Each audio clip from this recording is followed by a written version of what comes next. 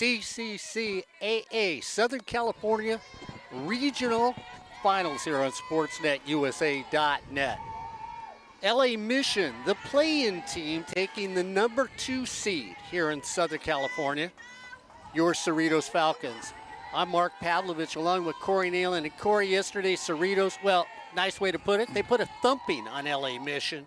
We'll see if they can do that again today as the lady in the circle starts off with a strike.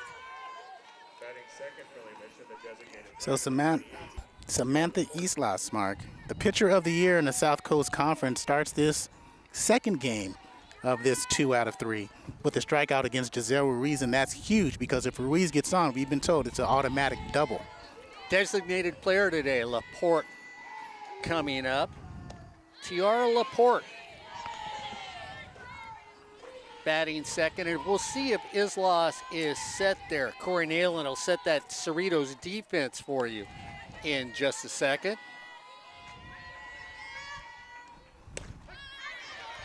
And right to left in the outfield, you've got Angelica Gonzalez, Alyssa Capps in center, and Nagasi Williams gets the start today in left.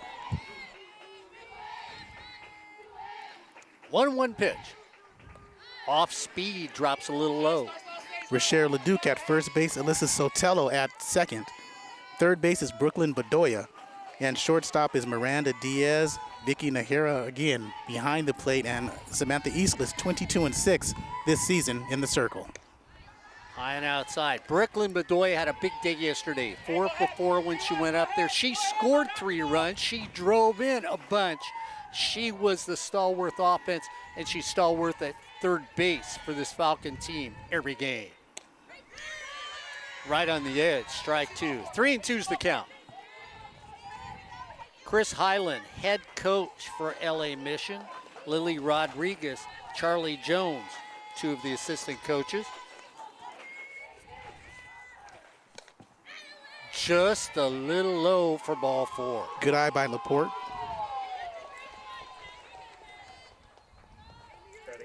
So Elizabeth Mora in the circle today for this LA Mission team. And I know you talked to Chris Highland about what Liz can do when she's in the circle. Yeah, in the circle, once she's on, she is on, and she's one of the best. Relies on a screwball in the plate. 11 home runs, leads the team. Elizabeth also has 42 RBI on the season, which is second on the team, batting .374. And with an on-base percentage of .443, my number puts her up as a good #3 hitter for this LA Mission team. Just off. So did you get Blue's numbers? Did not get Blue. Okay, all right. I didn't want to interrupt that anthem. And the lineups. Falcons playing deep. That down and away. So far, Islas is struggling to find a location that is suitable for all there. At the plate and from the circle. 2-1 pitch. Takes a little off of that to find the strike zone. And she's a pitcher out there, Mark. Not only is she trying to find her spot, she's trying to find out what the umpire behind the plate is going to call. Off the plate.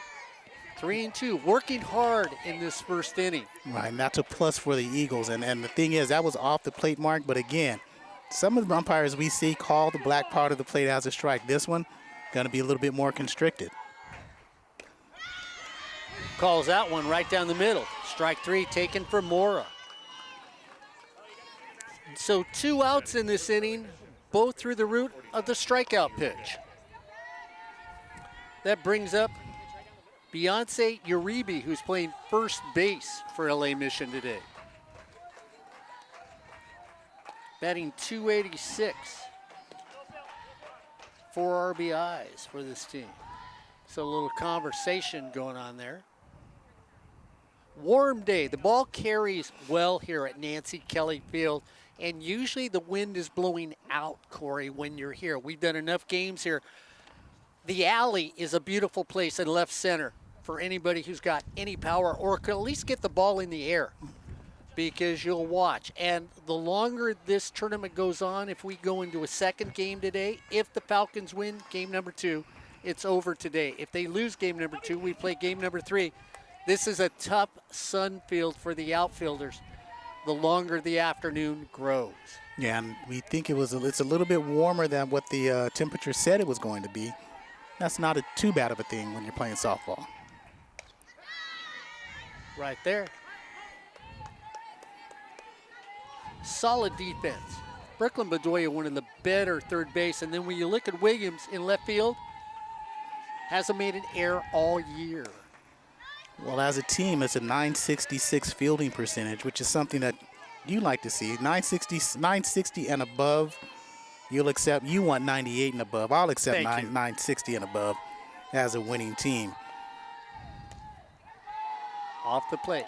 So, Corey, nobody is really swinging for LA Mission. I think what Chris told him is be patient in the box, which looks like what the hitters so far in this first inning are doing for LA Mission. There's the line drive up the middle for a base hit. As soon as I said that, hit number 1 happens. So what they do is they get a pitch that they want. And Uribe did a nice job of getting the pitch that she wanted.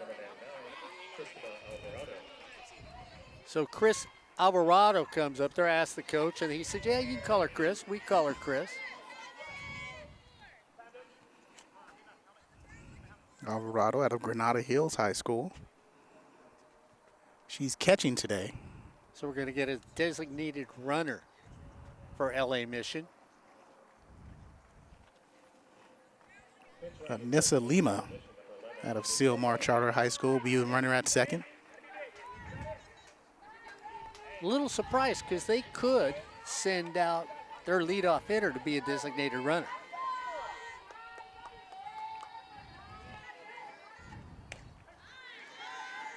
Is this a game first team to strike has really had an upper hand in this game?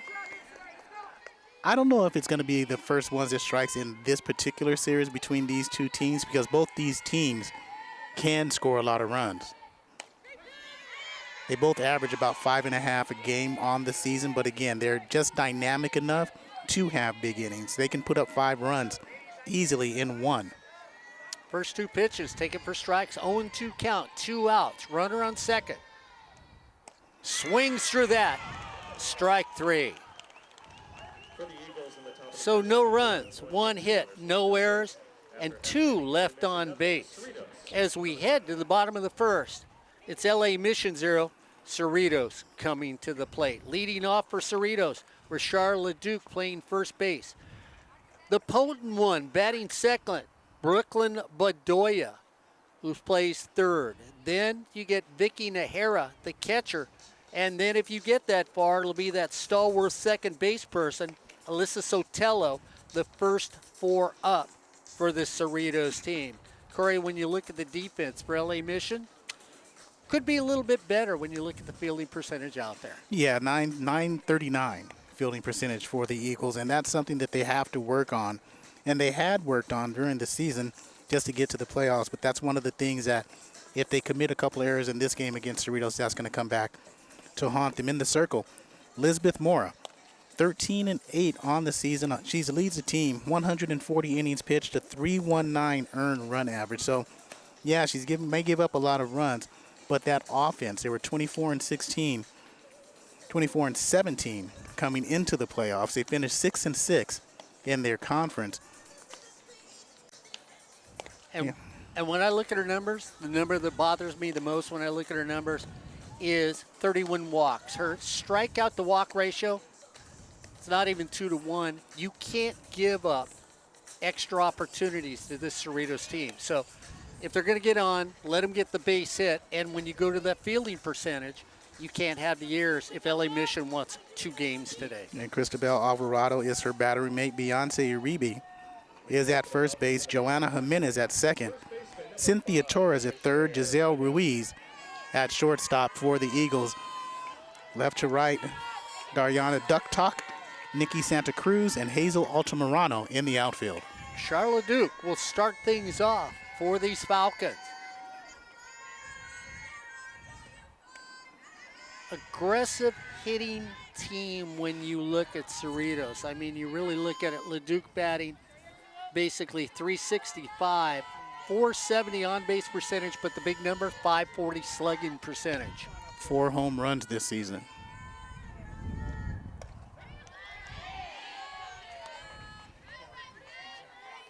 You look at their team average, 311, an on base percentage of 404, 15 home runs this season so far for these Falcons.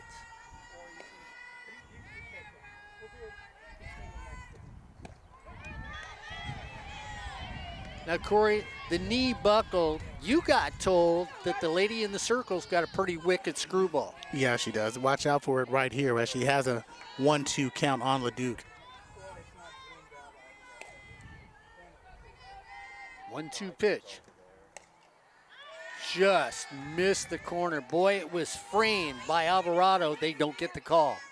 Yeah, umpire, and you realize with both pitchers, you see this first, half of an inning and first batter for the home team, you're going to have to be more concise. 2-2 pitch. Off the plate again. 3-2's the count. So with the umpire mark behind the plate, you're going to call it close, and you have to call on the ball, on the plate strikes, disadvantage hitters. In at the corners for LA Mission. 3-2, down and away, ball 4. So not the way you want to start from the circle. We already talked about the free rides that can be given to this Falcon team. That's number 1. Batting now, Brooklyn Bedoya. Big day yesterday, 4 for 4, Corey. She's got some numbers you like to talk about. 4 for 4, scored 3 times, drove in 4 RBI yesterday.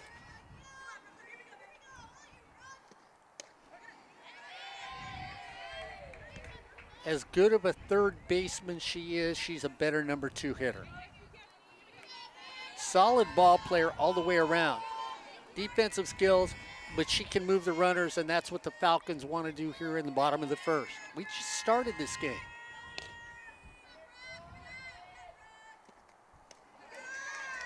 Off-speed pitch. Boy, that was close, because you saw the left hand of the umpire grab the slack. It was like, should I, shouldn't I? Doesn't give the pitch. 1-1 count. And Bedoya and Leduc, 1-2 batters, leads the teams in home runs. They're tied at 4 for both. What a shot to third. Great hands they get for a double play. I tell you what, hot corner. Steve Eisler's out here with us today. Steve's sitting down. He says, I don't want to see those line drives. That's one of the line drives that Steve doesn't want to see come towards us. Corey, that was a shot. Great reactions over there by Cynthia Torres at third base. They don't call it the hot corner for nothing.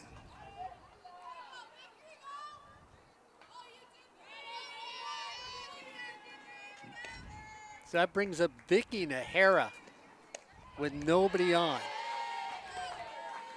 323, 403 on base.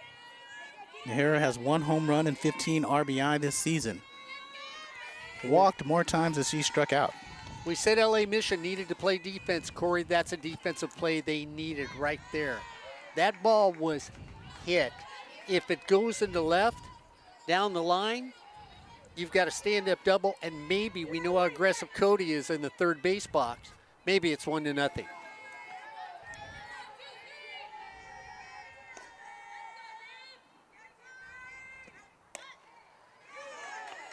Off the plate. It looks like she's working the outside a lot, doesn't it? Yeah, both her and Eastlis are trying to not dominate that outside, but establish that outside part of the plate, and they're just not getting it. 2-1 count.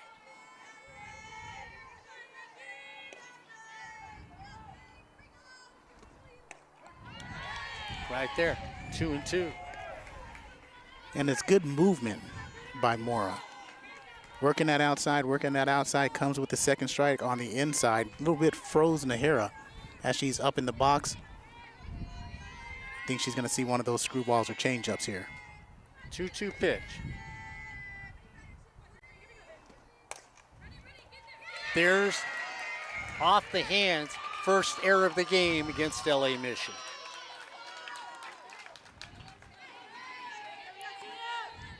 So great hands on one play. Next time you go to the dinner plate, you sort of drop it on the floor and say, oops, excuse me. Cerritos, let's see if they can take advantage of that error. Alyssa Sotelo coming up. El Rancho High School product, wants to be a veterinarian.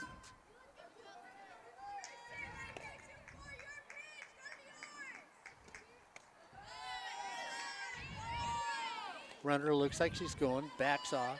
Batting .287, on base percentage of .338. Slugging percentage, not bad for the slight built second base person, .413.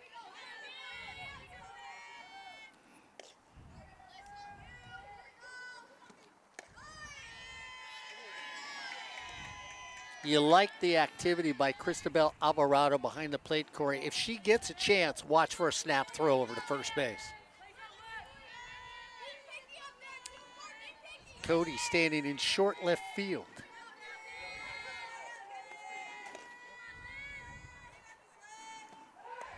There goes the runner. Throw off the knees. Easy stolen base for Nahara. And that is her 9th of the season. So runner in scoring position with 2 outs. If the ball's hit to the outfield, you know what's going to happen. There's going to be a plate at the plate. Torres sneaks in a little at third. Uribe at first is stepping up also. So you look at Uribe over at first, Corey, a little surprised she's in front of the bag over there defensively. You like it? Do you like it because the pitches, there's a slight rise to them to each pitch. Ball 4. And what we were talking to Coach Highland said, they wanted to keep the ball low to get those ground outs. It's going to bring up the designated player, Maddie Guillen. And this is what the Eagles could not afford, Mark, is to extend the innings. So Guillen batting .326 this season, in a good position to drive in at least one. And Cody calls timeout to talk to our young ladies up the plate. Again, both these teams start off very conservative at the plate, nobody being overly aggressive when you see what's going on. They're really taking a lot of pitches. Well, and that's good. They want to see and try to feel out the pitcher in the circle. But it's a good thing for Cody to call that timeout because that strategy is pitcher should be out of the inning. That might be in the back of her mind right now. So you may want to be a little bit aggressive in this situation, get your runners moving, and maybe a run and hit situation to put some more pressure on that defense for the LA Mission. This is a 2 out of 3. Winner moves on. Loser starts looking at next season here on SportsNetUSA.net. And for the playoffs, Corey, the unusual aspect, you have 3 umpires out here today.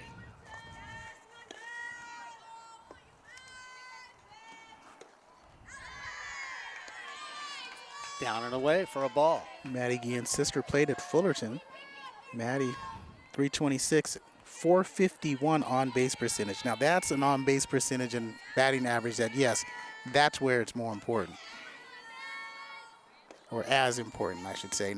Lefty just wants to put it in play. That one on the corner.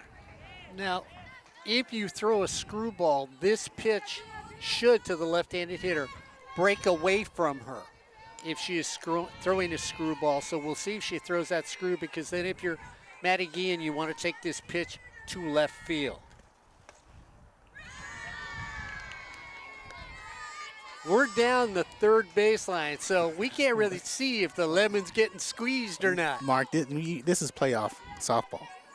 This is softball. It's like regular season, yeah, that's a strike. Yeah, whatever you want to get out of here. But playoff softball, as my grandfather used to say, you got to be on point. 2-1, pulled foul. And Corey, that's the screwball that she throws, because it breaks away from a left-handed hitter. You try to pull it, the only thing you're going to do with it is top the ball or foul it away. And there she was topping the ball and fouled it away. 3 home runs, 24 RBI. Outfield is playing pretty much straight away. 2-2 count. Runners at first and second, 2 outs. Bottom of the first here for the Falcons.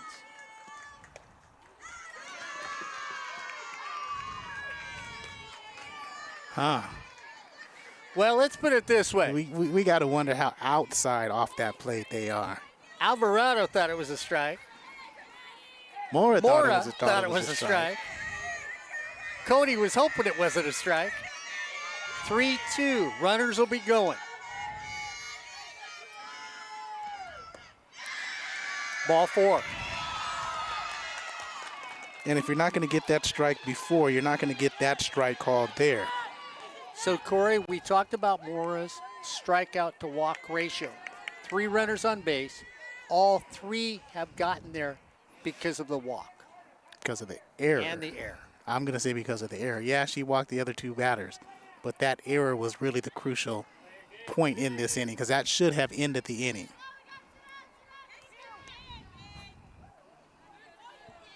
And so do we have a pinch hitter?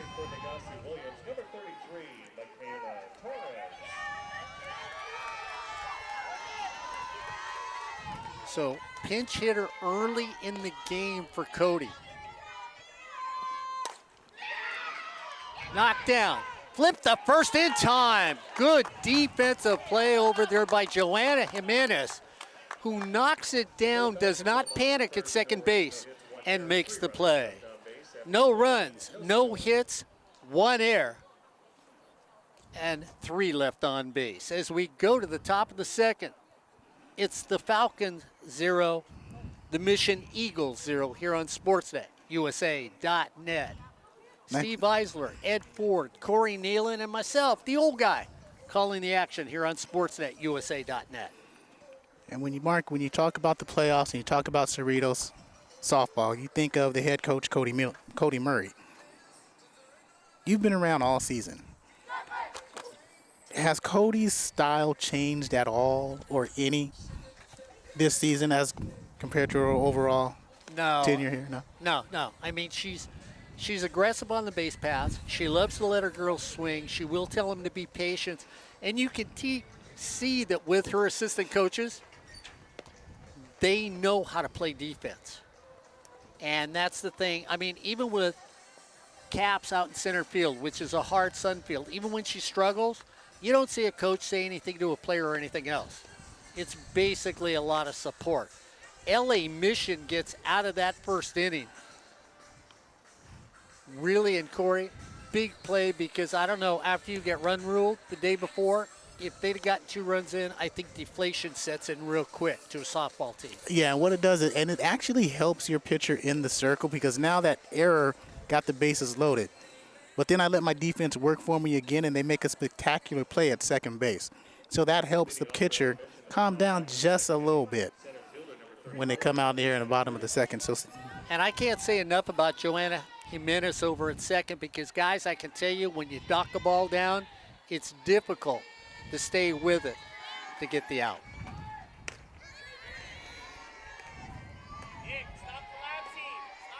Santa Cruz, Nikki Santa Cruz is up the plate playing center field, batting .257 for LA Mission.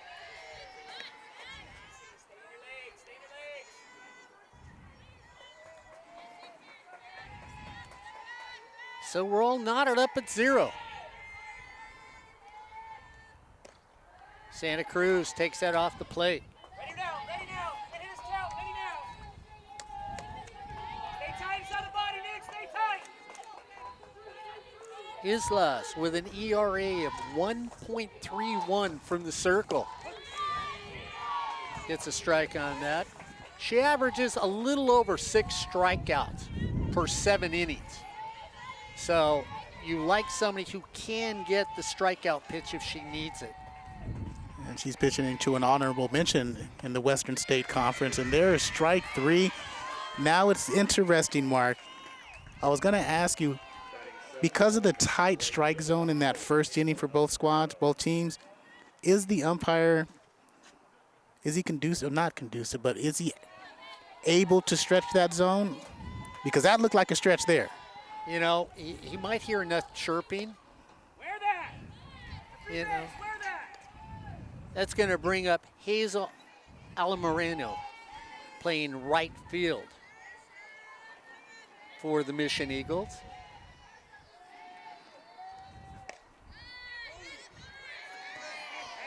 And now you get your, and here's the thing about umpires, you want to be always consistent. If you're tight in the first inning, you got to be tight calling those balls and strikes throughout the ball game. Brooklyn Bedoya sneaks up at third. That one's called a strike. Boy, from here, that pitch looked a little below the knees. Well, it's interesting. That strikeout call looked a little bit on the inside part of the plate. This one a little bit below the knees. So we'll see if it's going to be sporadic. That one up the middle for a base hit. And Altamirano says, I don't care what you call, I'm just going to get a base hit and knock all that talk off.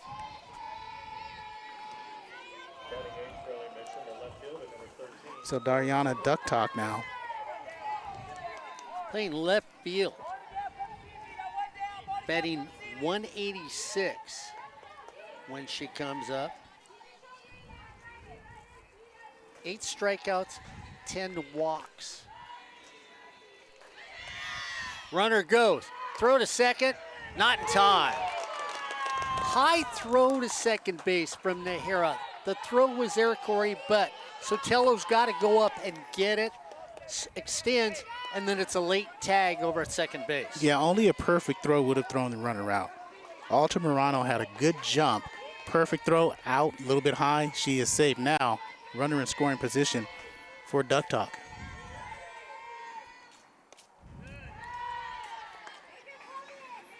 We heard from Chris Highland, the coach. He sounds like an aggressive softball coach when he takes the assets of speed. Yeah, we heard his coaching style. Get the ball, splayed on the offensive side of the ball, run, run, run. And he said this team is a little bit different than his coaching philosophy as they hit the long ball. They've got 25 home runs on the season. Small ball manager is what he said. Yeah. And now they're playing long ball this season. 3-0 count. Down low, ball 4. First 2 runners get on base. So now, Mr. Neyland, I got to ask you, you had Joanna Jimenez coming up. Do you drop the bunt? Yes. Because look at the lefty. Yes. Drag bunt? No, it doesn't matter if it's dragged. I mean, it don't matter if it's drugged, dragged, dropped. You lay it down. Bedoya sneaks in. LeDuc follows her lead over at first base. Shows bunt.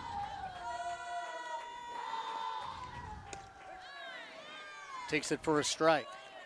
Batting .268 this year. So Bedoya will break from third. Miranda Diaz should roll over, and she's cheating to third base already on the wheel play.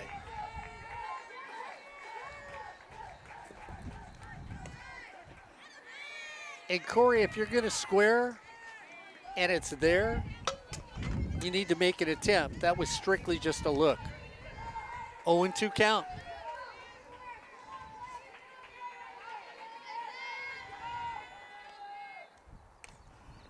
And she's going to foul off. That's strike 3. Strike 3, but they called it a foul, so the runners will return to first and second. Now batting the shortstop, number 44, Giselle Ruiz. So to bring up the top of the order with Giselle Ruiz, who struck out in her first attempt in the first inning. 5 strikeouts in this game for the Falcons from the circle. Runners at first and second. Off the plate for a ball. That's one of the things Islas did well all season long, Marcus. Her strikeout to walk ratio. 169 strikeouts coming into the series. 64 bases on ball. Down and away. 2-0. And here's the thing that's going to be interesting. Good outfield. Solid arms in each defensive position. If it's a hit, we'll see how aggressive Coach Highland is with his team.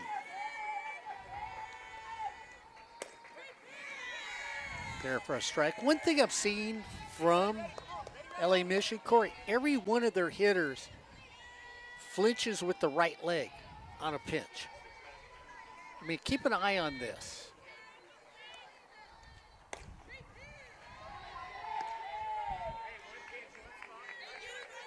It's just a timing mechanism. To me, it looks like anxious hitters. 3-1 count to Giselle Ruiz, the leadoff hitter for this LA Mission team. 3-2. So let's start the runners. There's only 2 outs. Runners will be going. And that one looked like an anxious hitter on that 3-1 count. And Brooklyn Bedoya says, hey, you know what? Mr. Pavlovich keeps saying how good I am with the glove. She shows it there as it's pulled down. The left field line, she dives towards the bag and makes a great catch. So no runs on 1 hit, no error, and a couple left on base. As we head to the bottom of the second, it's Cerritos 0, LA Mission 0 here on Sportsnet, USA.net. CCCAA California Swimming Championships going on right now. Albert Robles and Ryan Osborne calling those here on Sportsnet, USA.net. We'll be here again today, maybe 1, maybe 2 games, and then next week we come back for Super Regional. If Cypress can end up beating Imperial Valley, we will be calling the Cypress games with Corey Neyland. And if Cerritos ends up beating LA Mission, I'll be here with Ed Ford doing the Cerritos Super Regional games for the CCCAA here on Sportsnet, USA.net. Speaking of the CCCAA, Mount Sac squeaked by Moore Park yesterday in their first game of their 3 games regional set, 3-2. Bakersfield lost to El Camino 6-5. That's one of those upset watch that we emailed along a couple weeks ago. Santa Ana beat Antelope Valley 8-2. Long Beach over Fullerton 1-0. Angie Gonzalez will start things off. Corey will get back to let you know what everybody's doing. Angie Gonzalez comes to the plate. Infield in. Angie shows bunt. Pulls back. Takes a strike. 270 on the season, but a 403 on base percentage. So she doesn't mind walking to first base. She's got 11 walks on the season. Angie shows bunt again. Pulls back. Off the plate. Angie was going to try and tap that one just down the third baseline and test Cynthia Torres' arm coming in towards home plate. Torres has made a great play at third, and then, whoops, I missed one.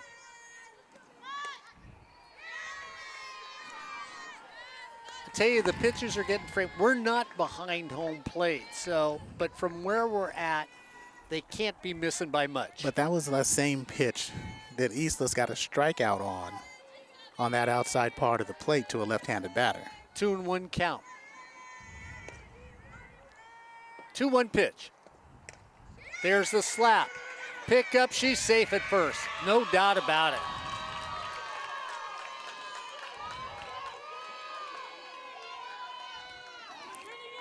So Gonzalez reaches base on that bunt, and it was a beautiful bunt. Just laid it down, just let the ball hit the bat, and it just drops. And with that speed, you got to be, well, you know Cody's going to be aggressive here. Alyssa Caps comes up. Somebody else that's a slap hitter and or a bunter. Halfway down third, halfway down first to see what. Caps shows bunt, taken for a ball. 298 hitter, excellent defensive player out there in center field. So Torres and Uribe getting invited over to Cap's house for a brunch. Decided, okay, well, we'll stand at the front door and wait to be invited in. Pop, caught, throw to first. Can't make the play. Good hands again by Torres in the right spot. Corey, they've got the runner doubled up over at first, but Uribe, who was also breaking on the pitch, no one to cover the bag. So just a good play And on that bunt, second base was playing closer to second base, and Jimenez was closer to second base than first base. I think they were going to concede the runner at first and go for the 2. Brandon Diaz comes now. Shortstop for this team. Solid shortstop for Cody. Every once in a while I'll watch how deep she plays, Corey, and just sort of go, wow. And she's batting .288. She's kind of having a down season at the plate. Miranda can actually do well here. Nice block behind the plate. Cristabel Alvarado, that pitch comes up just a little short, gets down and blocks it. No advancement by the runner. Yesterday she was 1 for 2 and scored a run.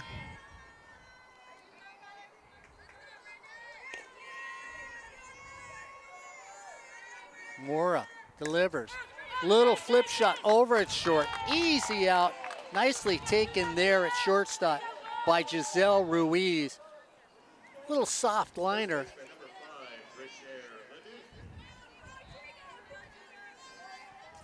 So we go back to the top of the order. Rochelle LeDuc walked her first time up. Runner over at first. Bottom of the second. Takes that on the inside. Torres at third. Ruiz at short. Jimenez at second.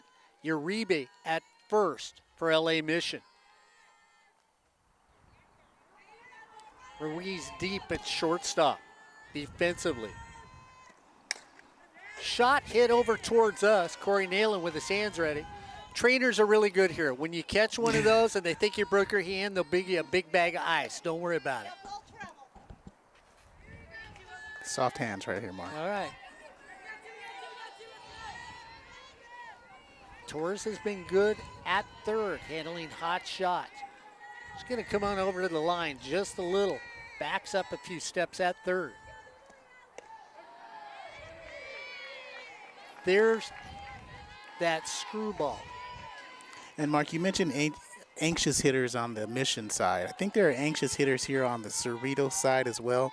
After that 12-2 victory yesterday, they look a little bit rushed at the plate.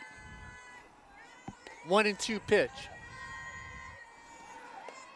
Runner goes, throw to second.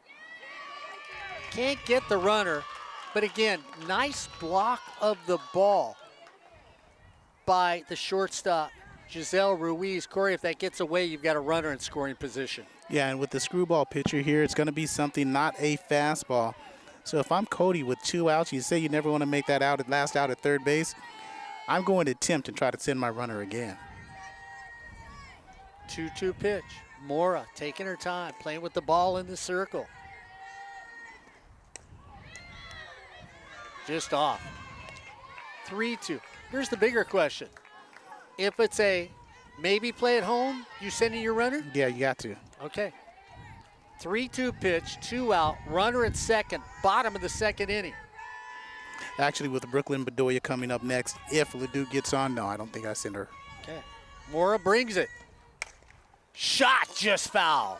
Woo! There were flames coming off that one. Dry infield.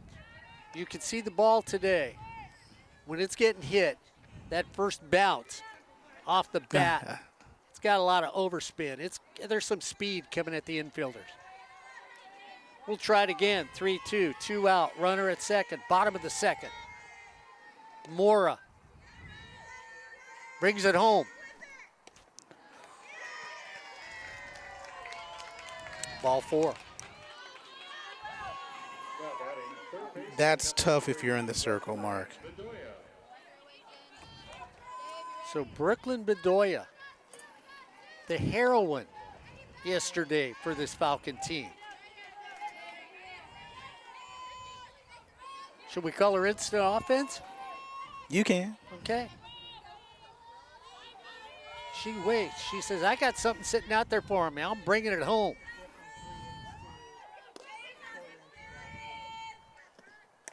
Mora high and outside on that one.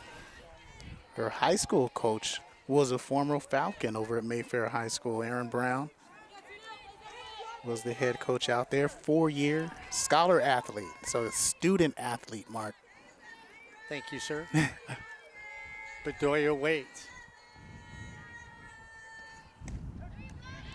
That time, catches the corner. 1-1's the count. Bedoya hit a shot. Cynthia Torres just said, thank you, I don't have to move, and I may not be able to move my left hand for a while. It was a rocket.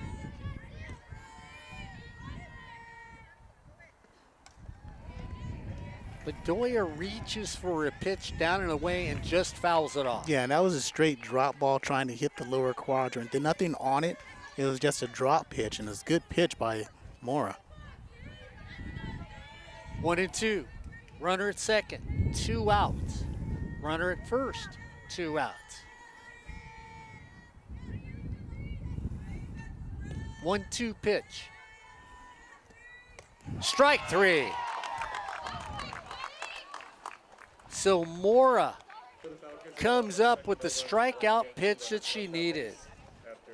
No runs, 1 hit, no errors, and 2 left on base. As we head to top of 3, it's LA Mission 0, Cerritos College 0 here on Sportsnet, USA.net. Corey, you talked about some of the other games from yesterday. Sticking with the SoCal, hit that bottom half of the bracket. Cypress beat Imperial Valley. To say Imperial Valley was a controversial make to the playoffs would be an understatement, as they were 14-8. They lose 2-0. Palomar beat Ventura 4-1. Santiago Canyon got shut out 8-0 yesterday against Canyons. 6 errors. 6 errors. And Cerritos, again, we're here, beat LA Mission 12-2 yesterday. So if all those teams win today in the first game, that series is over. Remember, best 2 out of 3 in the regionals. In NorCal, College of San Mateo shut out Solano 9-0. Monterey Peninsula loses to Sacramento City 7-2. San Jose beat American River 6-1. Casumnes beat Feather River 4-1. Everything went as expected yesterday up north. Sierra 9-1 victors over West Valley. San Joaquin Delta, actually there's the one upset, if you can call it that. The 8-2 winners over Santa Rosa. Fresno City, that's the upset, Mark, loses 3-0 to Folsom Lake. And Butte stays with 1 loss on the season as they beat Merced 8-0. Laporte, the designated player, comes up. Tiara Laporte, the DP today, walked her first time up.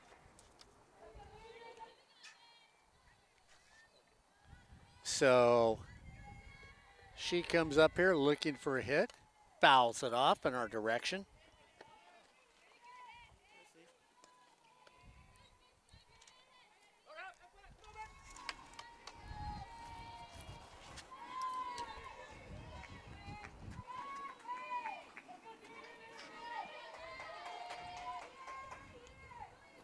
Down and away. And 1-2. And Mark, today we've got scores, other action. Casumnes River over Feather River in the top of the third, 2-1. San Mateo over Solano, 8-1. Santa Ana still 1-0 in the third over Antelope Valley. Laporte drives it. God, going back on that one. Angelica Gonzalez goes back, finds the ball, reaches up, and makes a brilliant play in right field. Hot shot off the bat, but Gonzalez again got a great jump with the lefty, as you see the replay here. And at the last minute, times her jump perfectly, Mark, to glove that in the palm of her glove. So she had a great jump and a great leap. And that was Santa Ana 3-0 over AVC.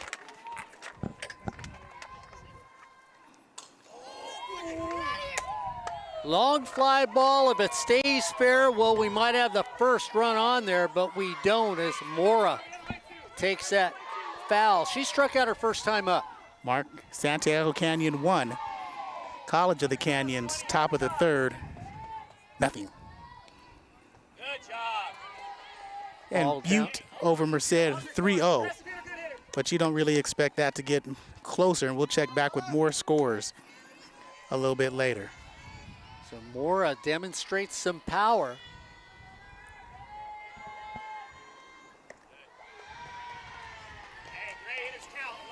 That one's low. She's trying to do that cliche thing, Mark. She's trying to help her cause in the circle as the pitcher's up at bat.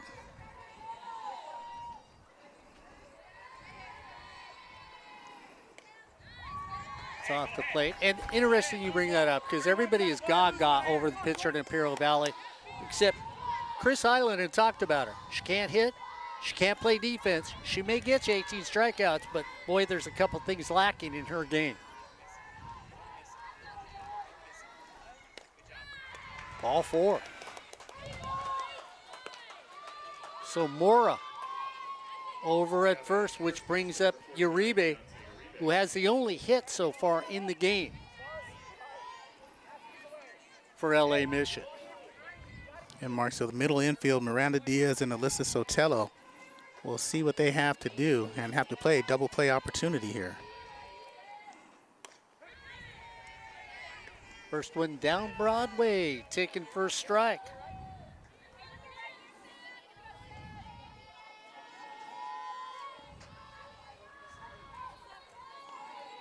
Beyonce Uribe. She was 0 for 2 yesterday. Not much offense yesterday for the Eagles as they only scored those 2 runs off of a Tierra Laporte double.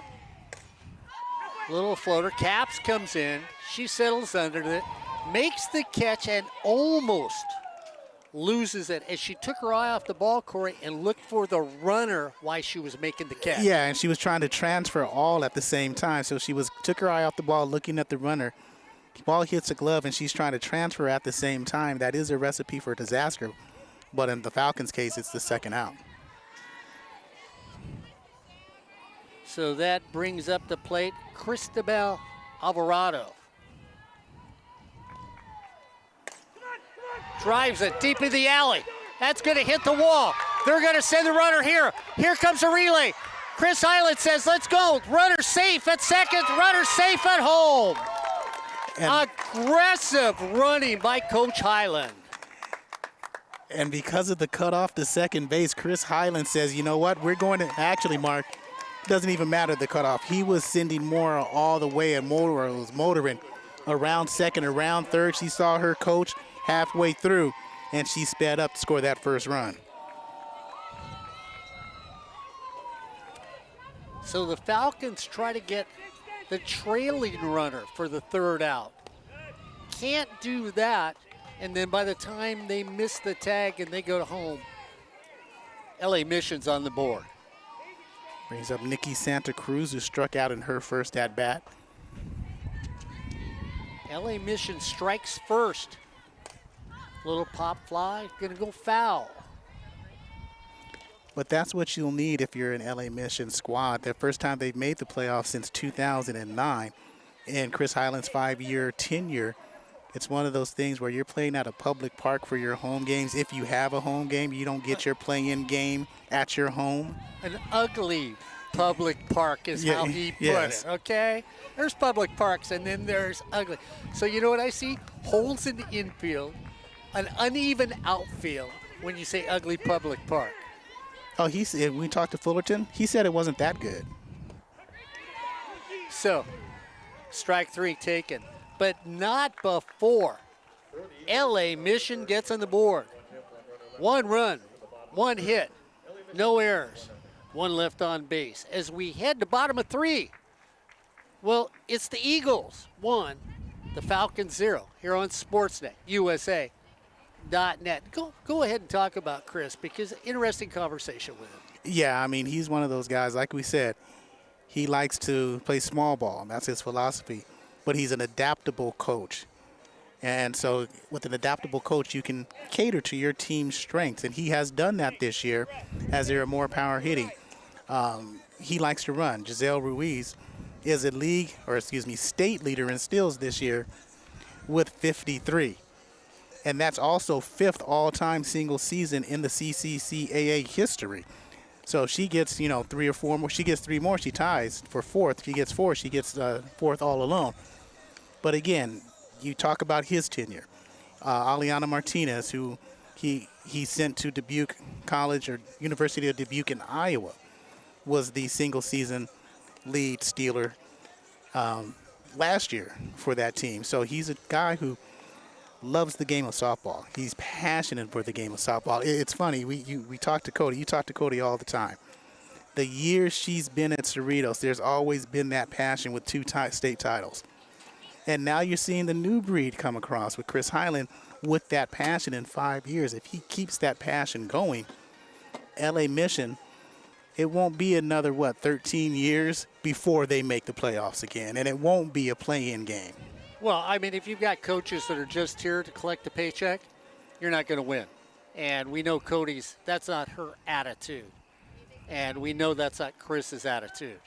Here on Sportsnet USA.net, Vicky Nahara is going to come up. She got on in the air in the first inning when Cynthia Torres had a bounce off the heel of her glove. Falcons trailing by 1 early in this game.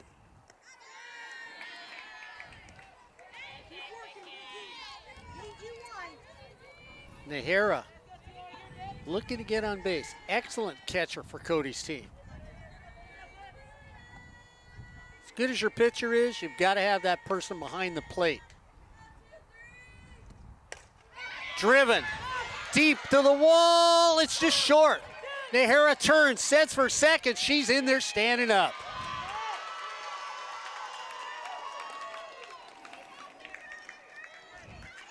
So Vicky Nahara starts things off with a stand-up double. And you see there, Mark, just the replay on the length of the ball that traveled. It was something that wasn't going out, but you just didn't know if it was going to bounce off the fence or be a one-hopper. And is that why Cody's always so relaxed out here? It never seems flustered because she has players like a Vicky Nahara?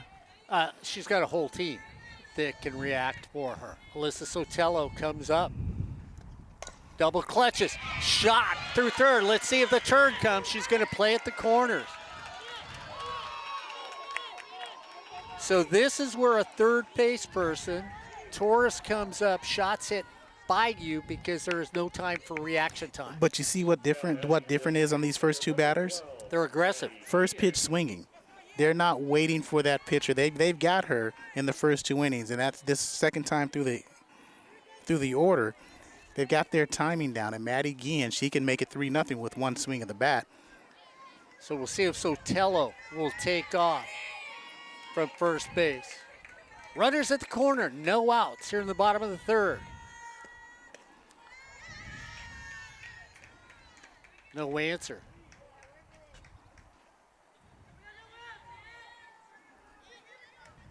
Ed Ford will be on the air with us in just a second. Mora needs that strikeout pitch. Tight at the corners. Sotelo goes.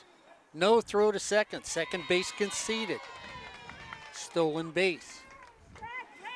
Extends her team lead of stolen bases to 17. So now 2 in scoring position. No outs. Here in the bottom of the 3rd.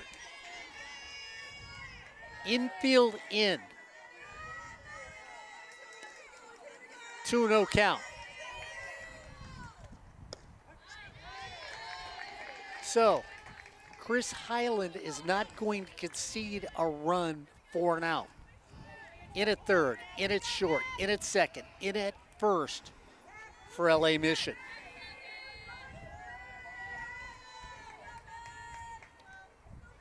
Guillen swings through that. And again, the placement by Mora, again, she's working low in the count for the first, 4 pitches.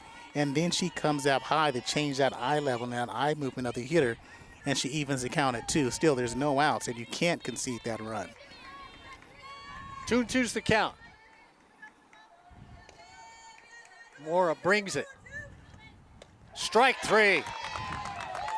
So Guillen Can't get you that fly ball or that ground out to get you a run in. And Mark, did that screwball look to have a little bit of a rise to it? She's gone upstairs. So Williams comes up. Now here's going to be the point. We saw it yesterday with Mount Sac. Squeeze play. Williams can bunt. Runner at second and third. If I'm Cody, I drag that ball up the first baseline for an intentional try hit. But if worst case scenario, I get a squeeze play and a run in. Here's the thing, Mark. If I'm LA Mission, you can squeeze all you want. There's no way that players come third is getting home. That's all there is. I'm playing my third base and first base up so close that you're going to have to back off that call. And if you're going to do that defensively, I'm going to show bunt, and then I'm slapping it on the second pitch. I don't mind that. Okay. Go ahead. If you can do that against my pitcher who's actually in a little bit of a groove after that first inning, I'll take my chances. Well, I think they should have done that on with Guillen. She's just not coming through in the clutch in the games we've seen with runners on.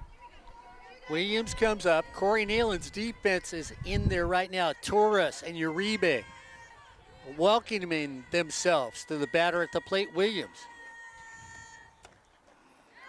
Williams, a slap hitter. Now here, Ed Ford, I got to tell you, one thing we'll watch for us, if she steps out at that batter's box, D1 level, we see it happen. We've seen it in community college now, where the umpire will call that out. Williams waits for the pitch. Drops the bunt. It's a hit for a base hit. She is out because she was out of the box. As she came with it, Corey Neyland, this is something that I said. And that's where when you're a slap hitter. Now, this is going to be something too. They're moving it back.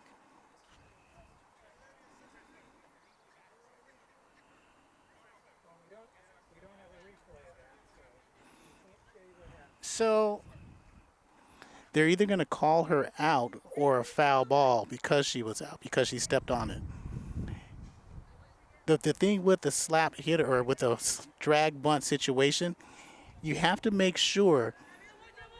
So they're calling it a foul is what they're doing. They didn't call her out.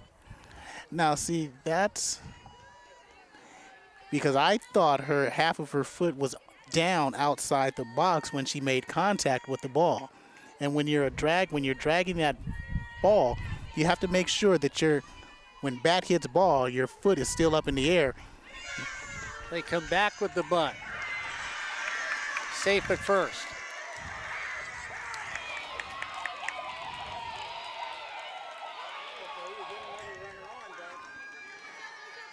Yeah, we're going to have to get more of a ruling. Maybe we'll ask the umpire in between innings on what happened. As we get a pinch hitter is going to be Alyssa Porras out of Downey High School.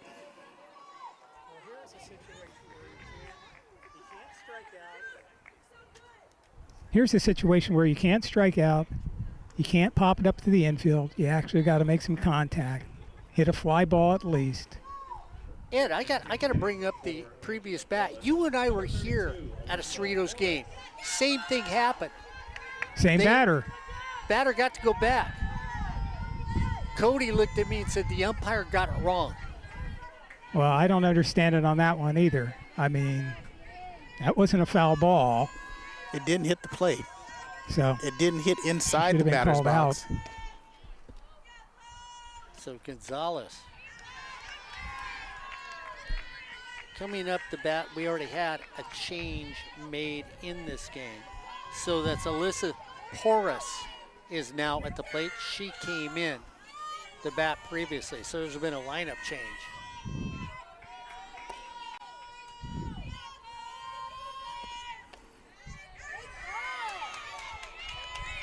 2-0 count.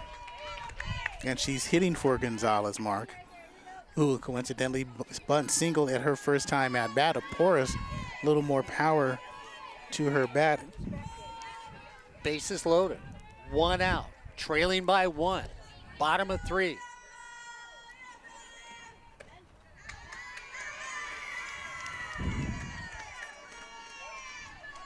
And if Cody wanders up this way, because my voice carries, maybe we can get her saddled by and tell us what happened on that bunt play. 3-0 count. Got to deliver, or the tying run gets walked home. 3-1. Taken there. Porras looks over at Cody. Mora needs to have that same mindset, same exact pitch. Go with the heat, get down the middle, trust that Porras can't come up and catch up to that. 3-1. Porras waits, drops her hip, drives it up the middle, 1 run scores. Ball is bobbled. Cody's gonna stop everybody on the base hit.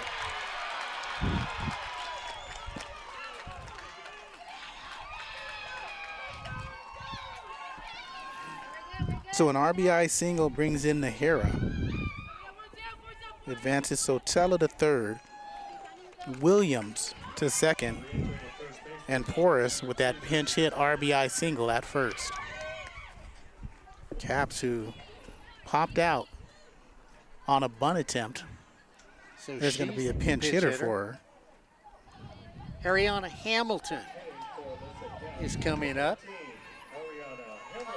8 RBIs on the season. This is what I like about Cody, Corey. She uses her team. She is a team coach, not a, hey, this is all who's going to play to win. So we're tied at the bottom of 3. And you can hear from the dugout from LA Mission, where was that? And you can see coaches starting to get on the edge of the dugout now, wondering where they were. Bases loaded. 1 out. Tied at 1.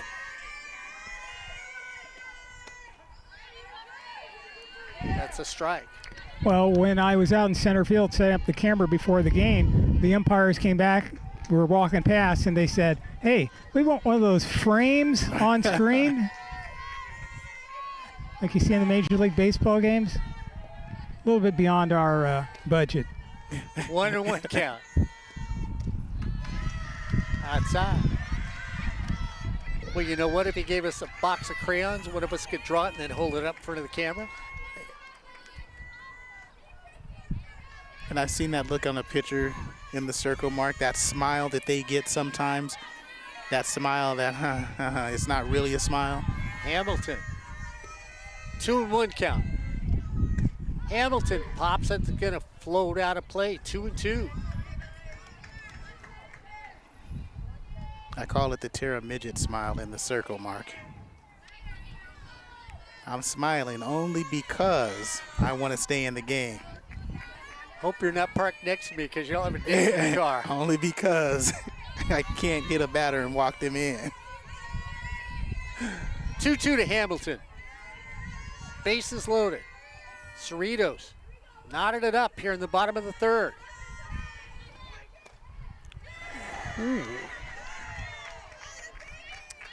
3-2. Speed at second. If it's hit to the outfield, I think you're going to get a couple. Cody walking down the 3rd baseline. Mora looking for a strikeout pitch.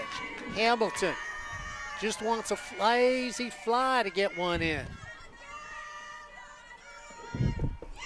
Down and away, ball 4. And she rushed that pitch, Mark. She tried to be perfect on that 3-2 pitch, and Mora put it in the dirt. 4 walks in this game for Mora. Corey, this is the thing we brought up. Walk to strikeout ratio that you could not give Cerritos extra time.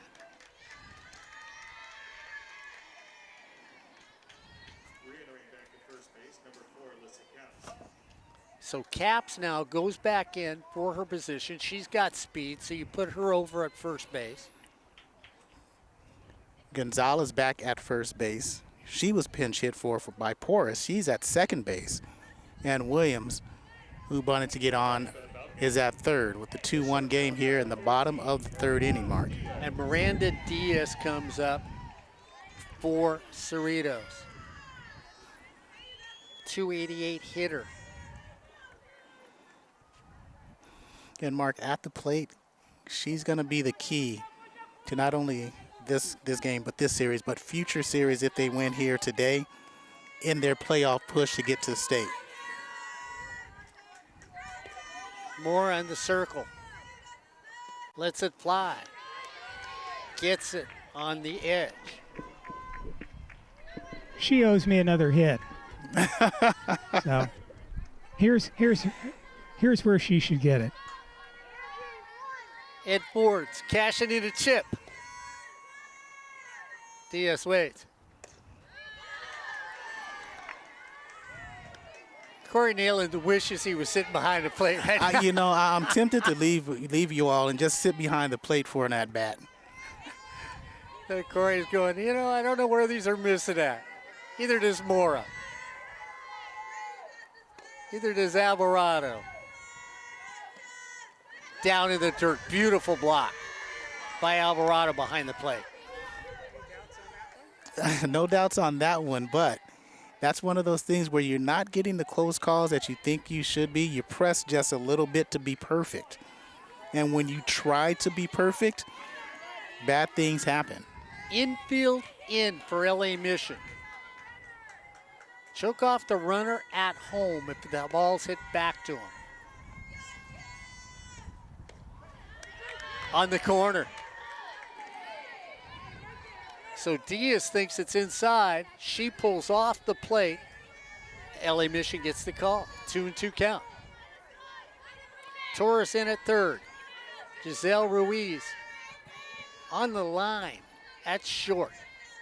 Uribe steps in a couple feet over at first. Ball's outside. 3-2. And here's where Mora can't try to get and hit that spot on the outside or inside. She's got to come straight at Diaz. Nobody's warming up for LA Mission, so they're going to live and die in the circle with Mora out there.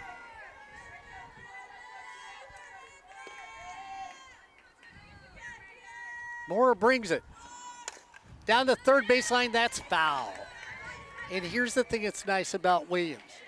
Corey, you watch her, she's running on the outside of the line. If the ball hits her, it's a foul ball. She's out of play. If she's on the inside of the line or on the line and the ball hits her, she's out as a runner. It's the little things that matter, Mark. We'll try it again. 3-2, 1 out. Ball dancing in Mora's fingers. She brings it home. Right there, throw home, it's an out there. What a beautiful stretch by Alvarado, who lays out. And Corey, she tightens up on her back leg, but that stretch gets the out at home plate. It's one of those things where you see it here. First baseman, number 5. That Ruiz did a nice job of firing the ball because she wasn't even at the bag, Mark. She was a few steps behind, you know, in that 5-hole. So she comes up firing a home, knowing where she wants to go. And good throw, good placement, late jump by Williams results in the second out. Charlotte Duke comes up, takes the ball. And Mora must have heard you, Corey Neyland, because she looked at the hitter and said, here, hit it, I'll trust my defense. Yep. They had that one error in the first inning that resulted in no runs coming through. This time Ruiz gives them 2 outs, and let's see what they do.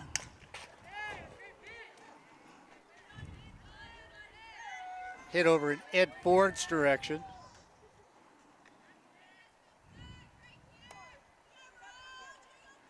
We'll see if we can get some updates at the end of this half of the inning.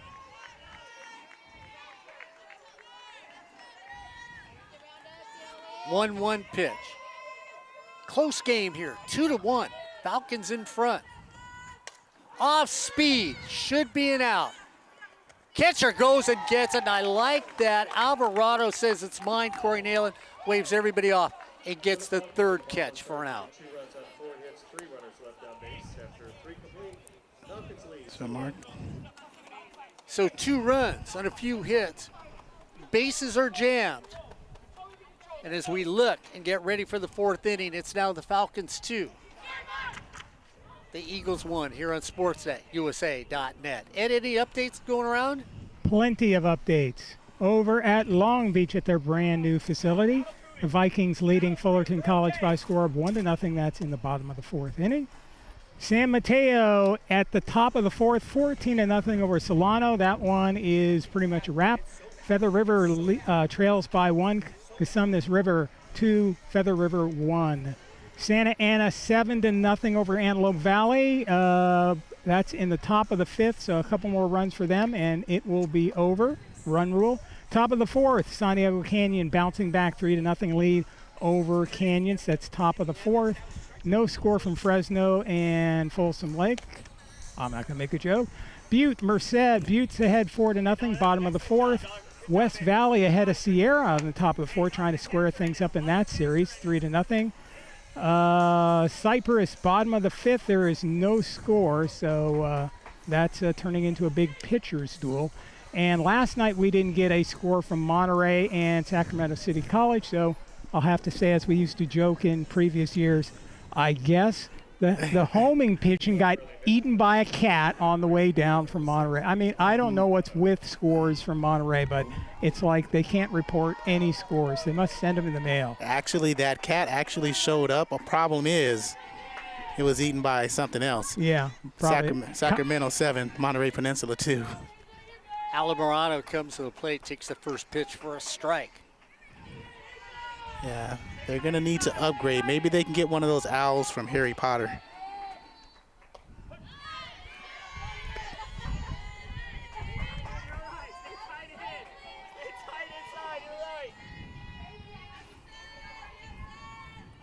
Yeah, in the Cypress game, a total of 3 hits for both sides.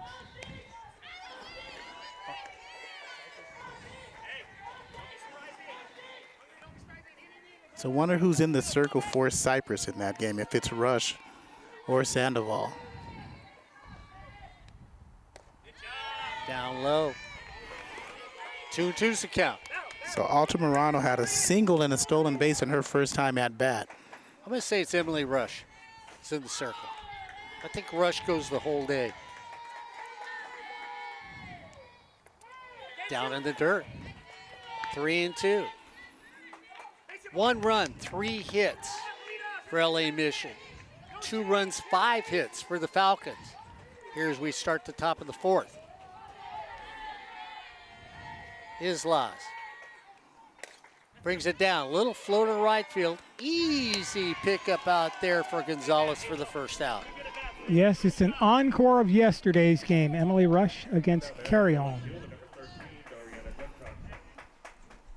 They won that first matchup 2-0 yesterday. Well, I think that's the theme you're going to see for all 14 innings if it goes 3 games. And you're looking at Brad saying they want to finish that off in 2, and that's why Rush is in there. Yeah. Duck talk. Up the plate, takes it down low. She walked her first time up. Back in the second. Ramona Convent High School. She's out of Alhambra. Oh, here you go, Corey Neyland. Gabby Neyland's going to make a play. That's what I was waiting for. Yeah, Gabby Neyland going, wait a minute. Where am I? How'd I get in America?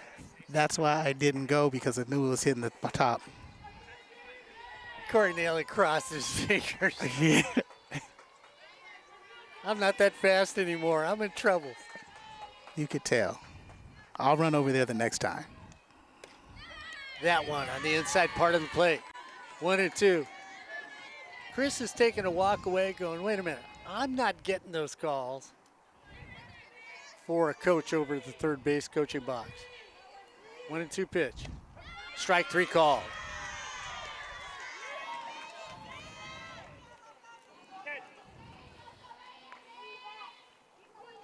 Seven strikeouts in this game from Islas in the circle. It's funny with that strikeout call, Mark, that we've seen those exact same pitches from Mora in the previous top half of this 4th inning. And the bases were loaded because she gave up 2 walks.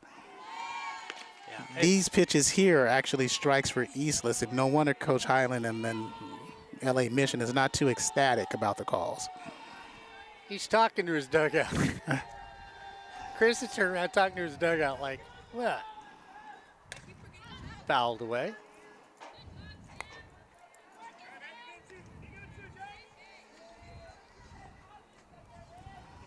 Ball gets lost in no man's land. Oh, I don't care if it hits my van. We got an agent here, Corey Neyland. 1-2 count. 2 outs. 2-1 in an exciting CCCAA regional softball game here on Sportsnet, USA.net.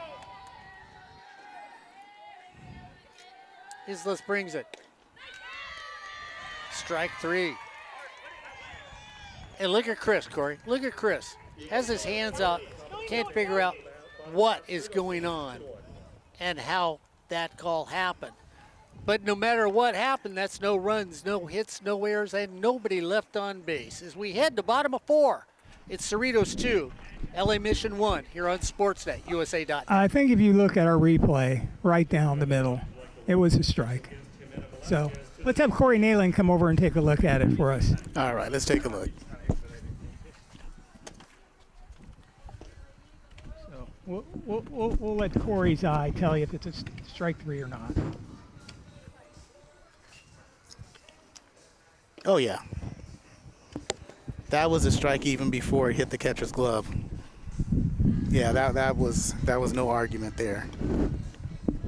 Gabby Neyland saying, I'm going to move away from the building just a little because I want to catch that next foul ball that comes my way.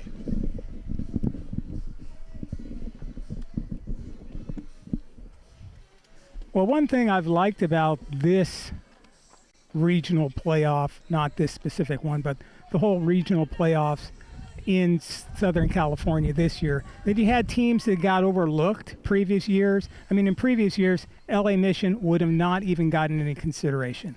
Barstow would have not gotten any consideration. 2019, Chaffee had a good team. They were overlooked. Those 3 teams got in, and it's good to see that all 3 of those teams got in. Moore Park has been overlooked too in the past. So those are 4 teams that in the past had deserved to be in the playoffs, and this year they got their chance to come in and play. That's why Chris Eiler told me he was a big fan of RPI this year because they're here, which was interesting because he brought that up. Brooke Bedoya is going to start things off here in the bottom of the 4th. Bedoya, foul down there. And Ed, it was interesting because we even said, yeah, but even with RPI, there's going to be teams that don't get any love. And we brought up Imperial Valley. Chris said all the coaches told the CCCAA, let us vote on it. You stay out of it. I said, Chris, was what unanimously all the softball coaches said Imperial Valley didn't belong in the playoffs. Well, during the off season, people need to go back through their rule books or blue books, as the CIF Southern section calls it, and change what needs to be changed and make sure that those rules and regs are bulletproof and nothing is omitted or something isn't in there that doesn't apply anymore. Bedoya catches that. Goes deep, but Nikki Santa Cruz pulls it in for the first out. Yeah, it's real interesting, Ed, because you've talked about it. You and I talked about it more than once. If you'd have won your conference, if Imperial Valley would have won their conference, they couldn't go because they didn't play enough games. But they didn't win their conference. So being a play-in team or an at-large team, they had the right to make it into the playoffs. It's just hypocritical rules. A little foul ball. Well, that, and probably they need to do something about,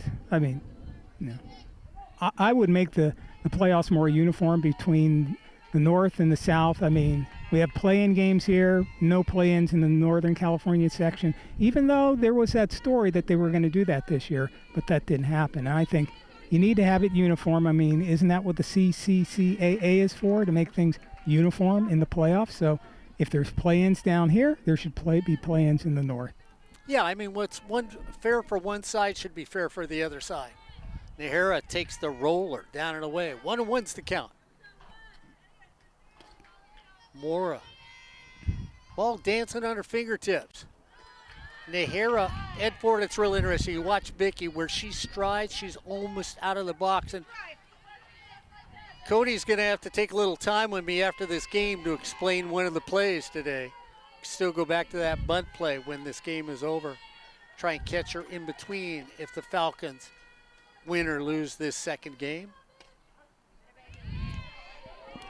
And another thing about no play-ins, I mean, I'm sure that San Mateo is getting pretty, well, maybe they are, maybe they aren't, but it would seem like they would be getting bored, frustrated, always opening up against Solano and just going out there and plastering them all the time. And also for Solano, why face San Mateo every time in that opening round? Get a play-in game and you could build up some confidence.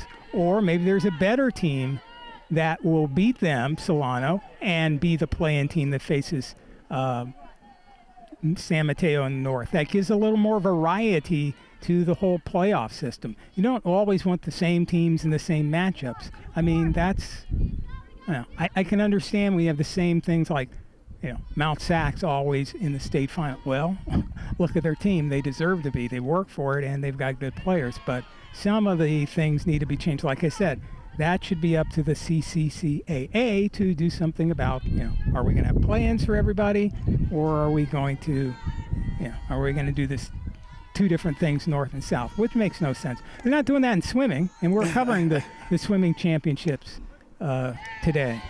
Nehera lines out to first base, so that brings up Sotelo over there. Yeah, don't forget, want to watch a little swimming or diving?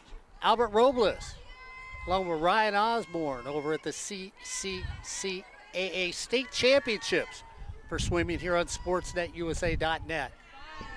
That's right, from the swim stadium at East Los Angeles College, one of the finer facilities for swimming, indoors. They even got those windows underneath where you could see people making their turns and everything. Yeah, it's film capital of the world, too, as a campus. Had a lot of movies filmed there. Sotelo double clutches. Corey Neyland would have been appreciative because one of the shows that you like to watch that has a Star Wars theme was filmed actually in the pool there at East LA College. Now, were there any swimmers from Cerritos there yesterday? I don't believe so, no. I was there. I don't recall either. There might have been, I don't know. But certainly swimmers from all over Northern California, Southern California. Orange Coast is the big powerhouse swimming school. But some of their swimmers are being challenged by Sierra and some of the other teams. Cuesta and Sierra, yeah. Both of them have a great swimming program. Big fly ball, deep center field, back, goodbye.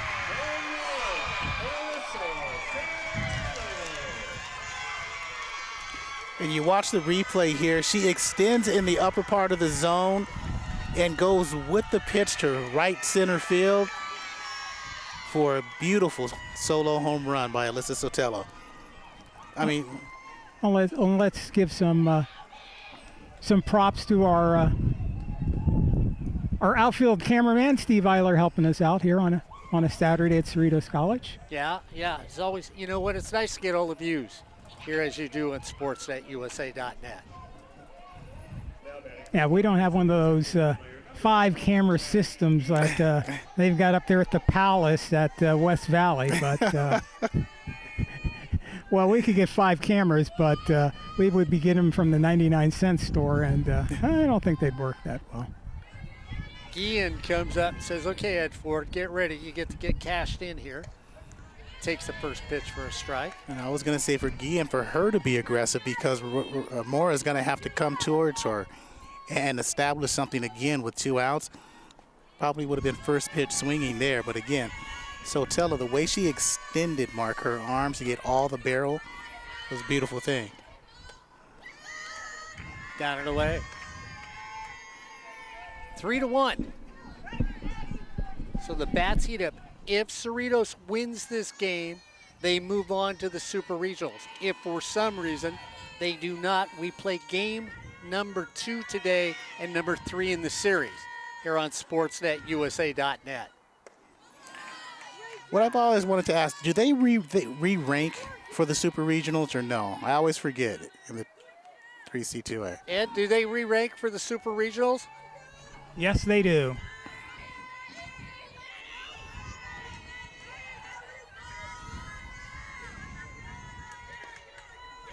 Two-one pitch.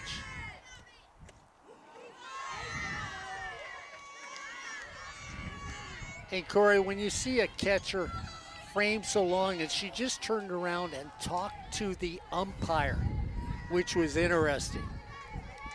You know you're saying to somebody, why am I not getting that call? 3-1 count.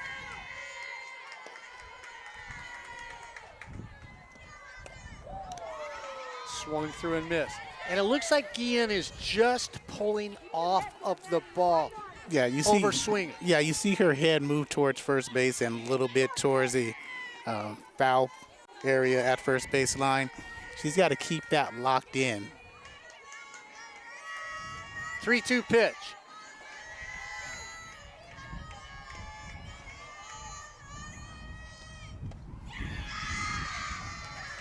Ball 4.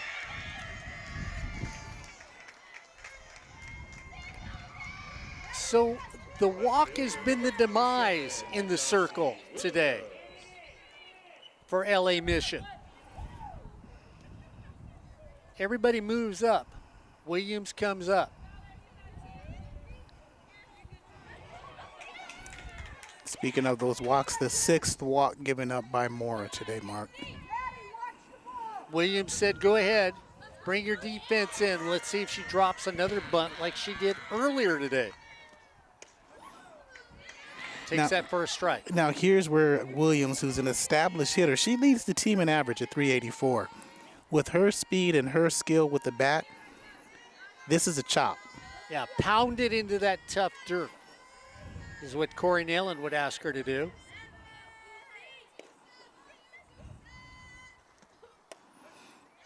Strike 2. I mean, here's where you would go Natasha Watley, Mark, and just say, okay, pound, Straight one down. bounce, just straight down. If it gets to third, I'm safe. If they catch it on one hop at short, I'm safe. Uribe at first.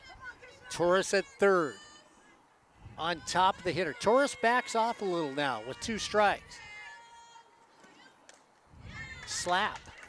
And Corey, there's the other thing. If I slap it with a third base person so close to me, all I have to do is get the ball between the pitcher and third base, and it's a base hit. Right.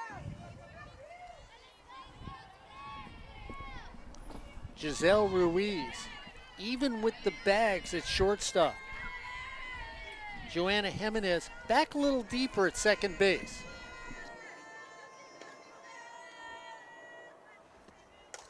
There's the slap shot, taken up easy. Throw over to first for the out by Torres, but not before the Falcons increase their lead. 1 run on 1 hit, no errors, 1 left on base. As we finish 4, it's the Falcons 3, the Eagles 1 here on SportsNetUSA.net. Ed, anybody doing anything else around the CCCAA? Yes, they are. American River trailing San Jose now by a score of 3-2, excuse me. That's in the bottom of the 5th. And San Jose, the Jaguars, they are leading that series, so that would put things to bed. Long Beach ahead of Fullerton. That's in the bottom of the 5th inning, 1-0. Long Beach over the Hornets. San Mateo in the bottom of the 5th inning, 15-0 over Solano. I'm not sure how that could even be the bottom of the 5th because San Mateo's the home team and the game should be over. So it's probably over 15-0 run roll game. 5-1, top of the 6th, Consumnes over Feather River, battle of the waterways there. Santa Ana beats Antelope Valley, another 8-0 victory. 8 runs, 10 hits, no errors, and Antelope Valley only managing 1 hit against The state pitcher of the year. the state pitcher of the year. Merced trailing Butte 6-1, and there's one of the teams from the north, maybe the only team that might capture the state championship. No score with Fresno and Folsom Lake. No score Sacramento City, Monterey, and West Valley still in front of Sierra by a score of 3-0. Top of the 7th inning, Cypress trailing Imperial Valley 1-0. So we'll see what happens there. See if Cypress can rally. Corey Neyland getting a little chatter from the fans out here at Cerritos. Corey Neyland, Well, when you said, wait a minute. There's controversy. You said Rosas is pitcher of the year. Now, I disagreed with you already about this because I said the lady in the circle was pitcher of the year because I've seen her. Corey Neyland disagrees And what with me. did she win recently? South Coast Conference Pitcher of the Year. Over somebody like Grace Pison. Yeah, and well, Pison, she has troubles with walks. She's been more consistent. Yeah, Pison has trouble with walks and won those 21 games. Yeah, well, she does, but no, but this is a pitcher in the South Coast Conference because of what you said about leading the team so young. High fly ball, deep left field. Williams settles underneath it for the first out. That Eastless, which you chose as a state pitcher of the year, which would be a great choice because she has been phenomenal this year with 22 wins as of yesterday, 6 losses, 1.31 earned run average. But I'm going to still go with Rosas. Yeah, see, and I'm going to go with this list because of a walk to strikeout ratio. She averages almost 7 strikeouts a game. Also, her ERA is well under 2. She can hit, she can play defense, as Rosas can over at Santa Ana. But I'm going to look at it here because our argument came down to 2. Which is the stronger conference, the OEC or this conference? The OEC. I lean towards this conference this year. Ed, I'm gonna put you on the spot because you've seen both conferences play. Is it the OEC or is it this conference that could be the stronger of the conferences? Am I on the spot? You are on the spot. That's our deciding voice. I will say something after a pitch or two. Laporte, high fly ball, foul territory. Here comes Williams, can't catch up with it. Foul ball. Well, I think if you look at the top 3 teams in each conference, Mount Sac versus, we'll just say Santa Ana. Got to give the edge to Mount Sac. Cerritos to Cypress, maybe that's a tie. Long Beach to Santiago, I'm going to give. Santa Ana, you mean? No, because I put Santa Ana first. Oh, okay. So Santiago against Long Beach. I'm going to have to give Long Beach just maybe a few percentage points. Then you go down to number 4, El Camino to Fullerton. El Camino gets the edge there. Then you go to 5th. Let's face it, if it wasn't for the Imperial Valley, whatever we want to call that, Rio Hondo would have made it in with a much better record than Fullerton College. So I'd give the edge to South Coast Conference. So it's 2-1. So unfortunately, Corey Neyland's pitcher of the year and toughest conference all goes away because the elder statesman here on Sportsnet USA.net. I said the elder statesman. The conference of the year goes away. Pitcher of this year is still Rosas. Well, I mean, there's arguments for Rosas. There's arguments for Eastless. There's arguments for Pison. They're all very good pitchers. They all won 20-plus games. I mean, their ERAs are good. Their ERAs are good. The thing is, though, I mean, we're doing Cerritos, we do Cypress, but you just can't deny how good that Mount Sac staff is. I mean, they have a bona fide closer that they can bring out of the bullpen and shut things down. And she's only pitched she started I believe 10 starts, but she's her ERA is down there. Way down there. She's 10-0. I mean, when you have Pison out there and Pison gets in a little bit of trouble, then you bring Selena out there and it's just boom. She just and it gives them so much versatility to have those 2 arms. And their third pitcher is pretty good too. Yeah. So, I mean, they've got 3 pitchers, and a lot of teams just don't have 3 quality starting pitchers. Right, but none of the pitchers we've mentioned have 34 wins, leads the state in innings pitched and strikeouts. So this is interesting. Chris Highland has come to the umpires and is discussing something. I don't see a change for batters. So now are we looking at, we don't know, but it is a discussion with the umpires that's going on right now. So it'd be interesting to see what he might be saying. So Corey Neyland's going to see if he can get an earful to find out. And here comes Cody. So they're telling Cody, you can't be part of the conversation, which is interesting because it's Chris discussing with the umpire.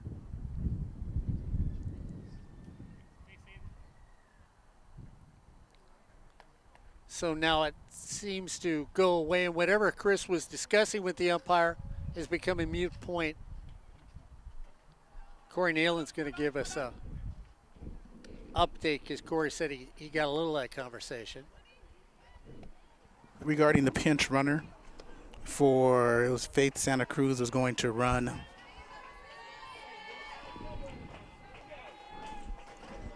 for Laporte. That was the whole discussion? And Laporte's already been pinch run for. Oh, okay, okay. So that was the discussion with the umpires. LA Mission trailing by 2 in a tight one here in the top of the 5th. Looking for the big hit. Ball's away.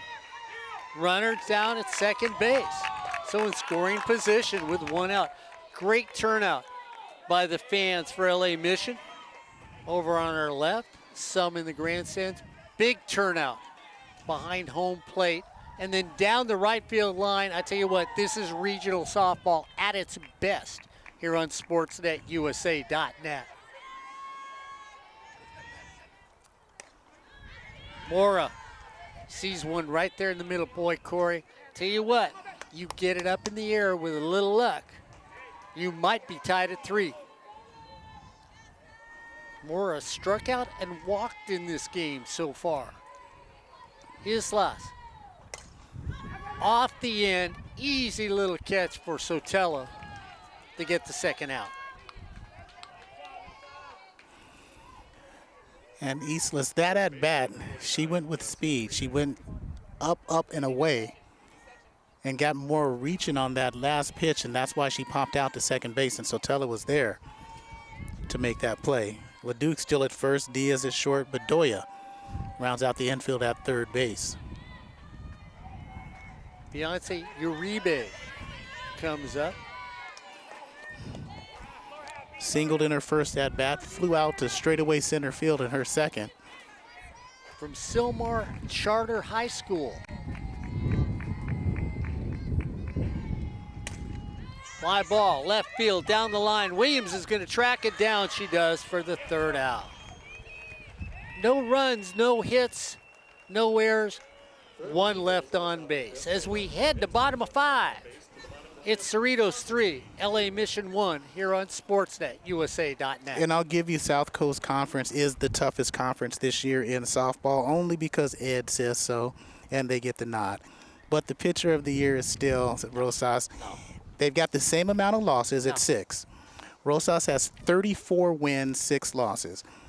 Islas, 1.3 run earned run average. Rosas 1.01.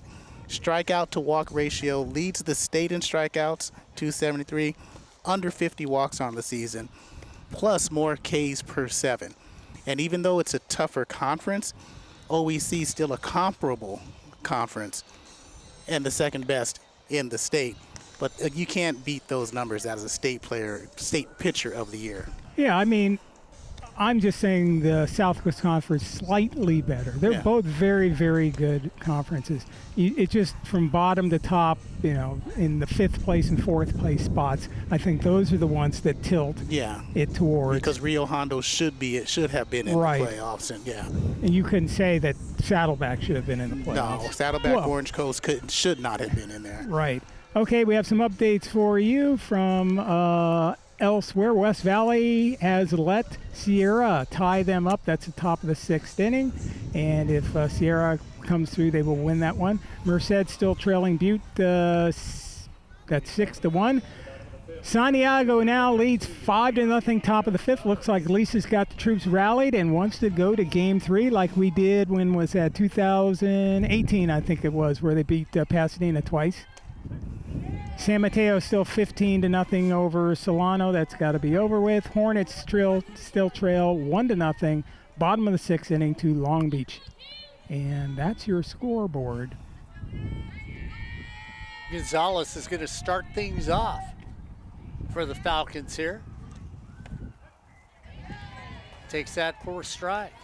And she reached on a bunt single at her first time at bat, Mark. Then her second time at bat, Porras pinch hit for her, had an RBI single. Now Gonzalez is trying to get on base, try to get that lead runner. 0-2 count. In at the corners. Swings through that, strike 3. Now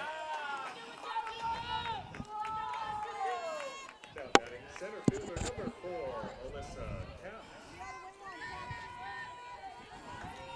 Yeah, that was me. I was attacked by a moth. Oh, okay. Caps comes up now. The swift center fielder with great eyes, great hands. Roams the outfield here at Cerritos, and I'm still going to bring it up. Tough outfield to play in. Sun outfield. And if anybody's tried to catch any sort of ball thrown at them when it gets into the sun, it's difficult. Caps has everybody uptight. Takes that on the outside corner of the plate. Mark, we were talking about Islas in the circle. Her 169 strikeouts is good. Strikeouts coming into this series was good enough for 5th in the Falcon history for a single season. Strike on the outside. 1-2.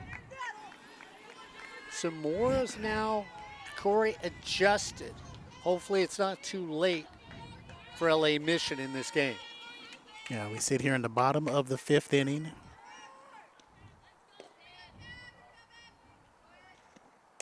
Cap slaps it. Easy pick up by Ruiz and gets the swift runner at 5th space.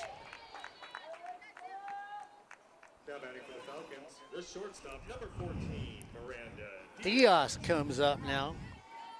Look at Diaz on here, lined out to short and then got on base on a fielder's choice her last time up.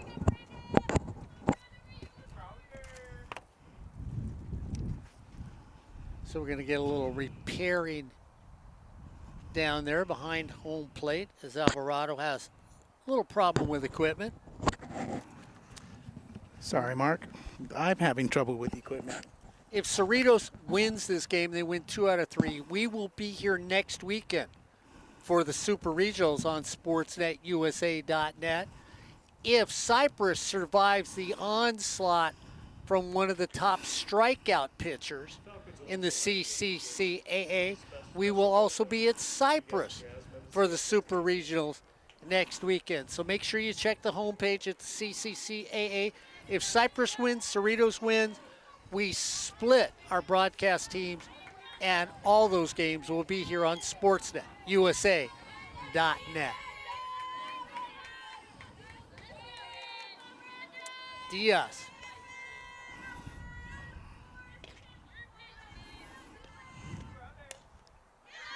Takes that just off the plate. 1-0's the count. 1 run, 3 hits, 1 error for LA Mission. 3 runs, 6 hits, no errors for the Falcons of Cerritos. Shot, dropped, picked up. Throw away to first base, but the runner does not advance. Corey Neyland, I'll let you say it first. That's got to be an error. So Corey Neyland and I agree. E5. So LeDuc comes back up. And that's one of those tough plays, Corey. You knock it down, you don't know where the ball goes. If you look straight down, you get the runner at first base. Yeah, and that's one of those things when you're playing even at the bag or behind the bag, you have to come up with. If you're playing a couple feet in front of the bag, then you might want to call that a hit because it's hit so sharply. LeDuc comes up, takes a strike. So the second error by Torres, who's at third. Ruiz still at short. Jimenez second, and Uribe at first base to infield for the Eagles. John Van Gaston, the SID here at Cerritos College. Saw it differently. Corey Neyland and I, not the official scorekeepers.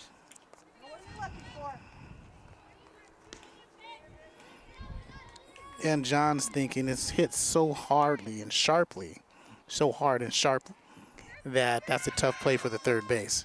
Tough for you to get out of your mouth too, right? Okay. Hardly. Strike taken there.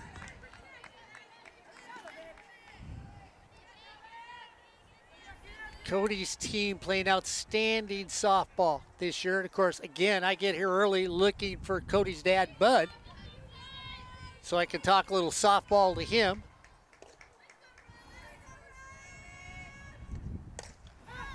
Going down to get it. Is he going to drop it? Is. Bobbled.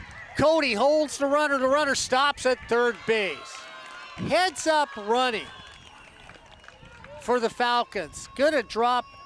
Lame duck drops into right field, and you look at the runner in front of you, and if you're Miranda Diaz, never stops, ends up at third. Talk about going with the pitch. And That was going with the pitch. you look at it there, and she went with the pitch and didn't try to power through it. She put her bat out there and knew she was going to go to right field, but she didn't try to extend and provide that. You know, sometimes when you're playing golf and you try to reach back and get a little extra on it, she didn't. If she does that, it's a fly ball to right field. Because she doesn't, it drops in front of the right fielder, and Altamirano has no chance to make that catch, and you have Diaz sitting at third. Brooklyn Bedoya now coming up. Lined out to third, struck out, and then flied out to center field in the fourth. Bedoya, the big hitter yesterday for Cody's team. Important runs with 2 outs. High and away. Corey, this is really the inning that you've only got 2 more chances. You can't afford to give up anything else to this Cerritos team. No, you're pitching a good game in the circle by Mora. You're playing decent defense, but you have those 2 errors by Torres. Bedoya takes it deep off the wall. 1 run in. They hold the runner at third on a double by Brooklyn Bedoya. Boy, I tell you, when the pan is hot and you're frying everything and you're losing calories doing it, that just means you're having a great week. And again, she gets another hit for an RBI. And Mark, here's the thing. This error, the error in the first inning, didn't hurt the Eagles. This error, that which could have ended the inning, hurts the Eagles. That's an unearned, well, actually, they didn't call it an error. They called it a base hit. They called it a base hit. So it's only one We error. called it an error. Excuse me, but still, an RBI double by Bedoya. 4-1 here. Little easy pop-up right there from Vicky Nahara to end the inning, but not before an all-important run comes in. 1 run on 2 hits, 2 left on base. As we head to top of 6, well, it's the Falcons 4. LA Mission 1 on Sportsnet, USA.net. Yeah, see, you got the error too, so actually 3 hits instead of the 2. Oh, we that's both, right. I yeah, put the error there in. we I go. put the error in. I looked down at my scorebook and went, yeah, there was an The error. one time we agree, whether it's a hit or an error. And Corey, let's talk about the coaches with Murray. There's Bud Murray, Brendan Ashley, John Musselman, and then Ashley Belamontes is there. And of course, we talk about John Van Gaston, the SID here. John always makes us feel welcome when we come here at Cerritos College. Yeah, so let's be careful what we say. He might place that lifetime ban on us. Okay, some updates really quickly for you. It looks like that Santiago Canyon is going to game 3 because bottom of the 6th inning they have an 8-0 lead, and that would be run rule time. So we're going to say Santiago has won that game, and there will be game 3. Sierra and West Valley still tied up. Sacramento City College and Monterey still waiting on the pigeon. And in a nail biter, each team getting 1 error. Cypress loses to Imperial Valley 1-0. Only 3 hits in the game, and that means game 3 will be starting in about maybe 40 minutes from now. Oh, that's what all those texts are from for Brad Pickler to me. Okay, he wants me to make a couple phone calls here on sports@usa.net. And let's also remember that we'll get to this after this pitch. We also have 2 night games. Bakersfield is playing against El Camino. El Camino came back in that game. Bakersfield had a 4-1 lead, I think, into the 5th or 6th inning. El Camino came back.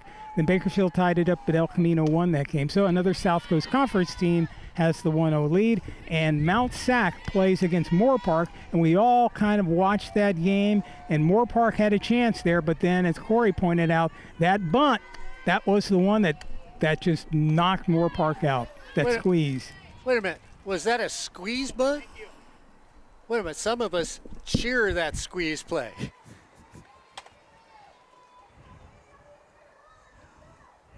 So runner gets hit by a pitch, goes to first. So Alvarado is over at first base. That's one thing Eastless has been able to do, I don't want to say get away with, but we'll just say get away with it. She's letting that first runner get on base, and you can't keep doing that. I mean, this is a playoff team. LA Mission's gonna bite you again if you keep letting the lead runner get on. Yeah, they're 5th in the state in stolen bases, coming into the series with 89. Nikki Santa Cruz fouls that one off. Of course, 53 of those were by Giselle Ruiz. Santa Cruz batting .257, on base percentage .338, slugging percentage .442 for the talented young lady. Down low, snap throw to first, not in time. I think one of us may have had El Camino as a possible upset over Bakersfield before the playoffs started this past week. Yeah, I was surprised Bakersfield lost that game last night. High pop fly, Bedoya settles underneath it and hauls it in.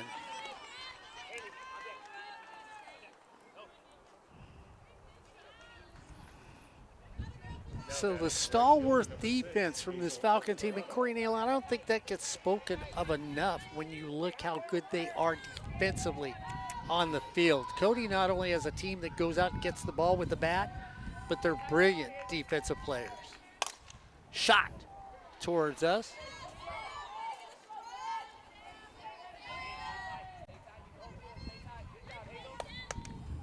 Camera person took a deep breath and said, "Oh, I'm glad that didn't come through us." He didn't know that he had a all-star broadcaster with great hands over here, did he? Only when it gets close.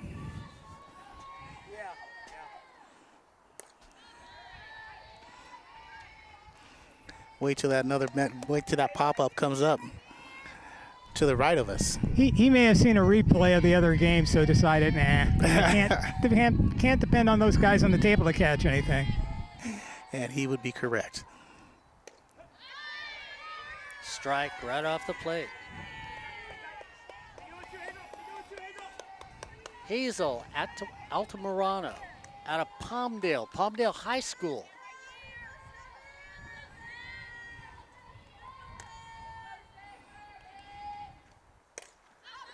Hazel off the knuckles. Miranda Diaz gets it for the second out of the inning. And I like Diaz, Corey. She goes back. She makes sure she sets that back foot just in case a runner is strained for first base. If it is, then I'm going to gun it over there and see if I can get you. Hitting for Doriana Ducktalk, number 9, Haley Sanchez. So Haley Sanchez comes out of Huntington Park, batting .284, on-base percentage .345, and a slugging percentage at .330. 4-1 here in the top of the 6th.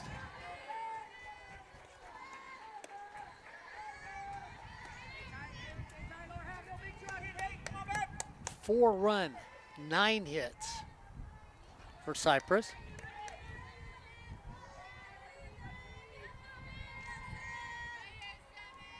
Islas fouls that one off. Good game from her in the circle, Corey. She's got over her average for strikeouts per game. Hasn't given up too many walks.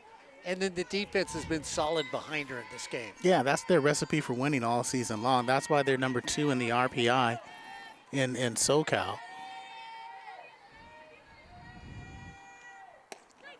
Strike 3.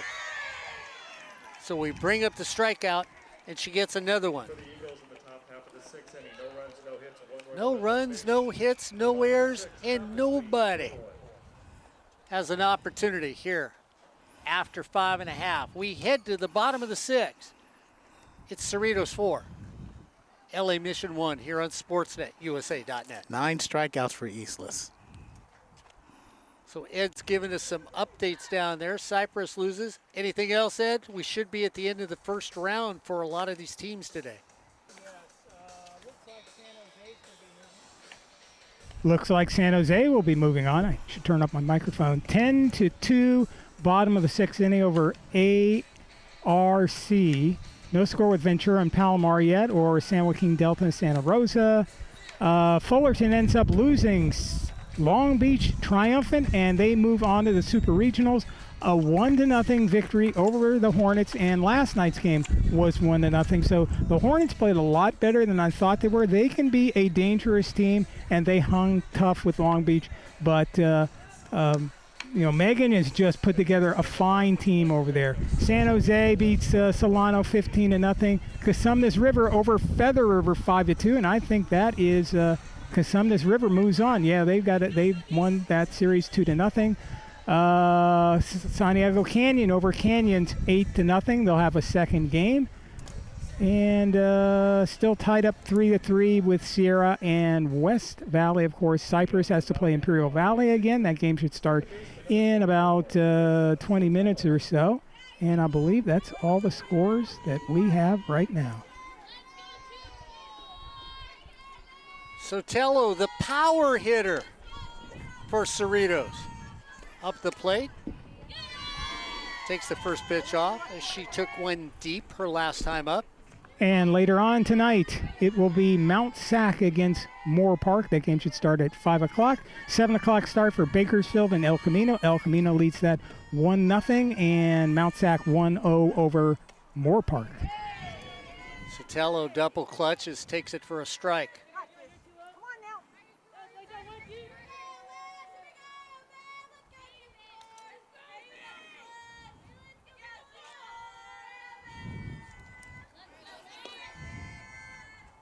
Sotelo waits.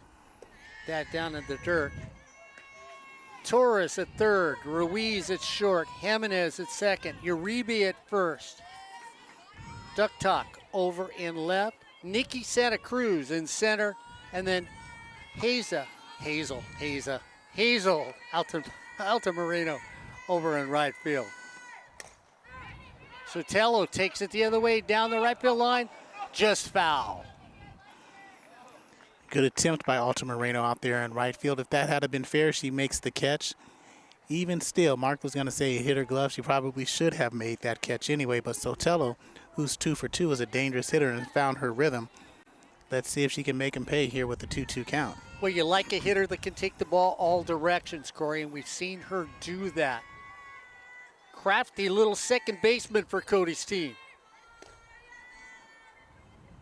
Mora brings it. Off the plate. In at the corners. Deep at short and second. for LA Mission, who have played an outstanding game today compared to yesterday. Line drive, left field, and the bat stays hot for Sotelo. 3 for 3. 2 runs scored, 1 RBI. Bring up Guillen, who struggled today with the strikeout, but she has 2 walks. But again, she hasn't looked comfortable. Even in those walks, she hasn't looked comfortable at the plate. Corey Neyland has watched her and said she's just pulling herself off the ball. A lot of lefties will do this. They will pull off the ball.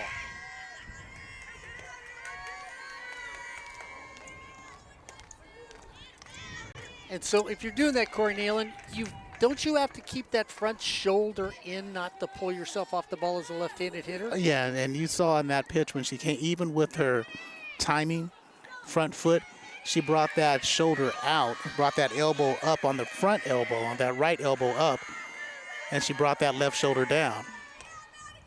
Nubs it towards third, picked up, scoop, throw to first, safe, base hit.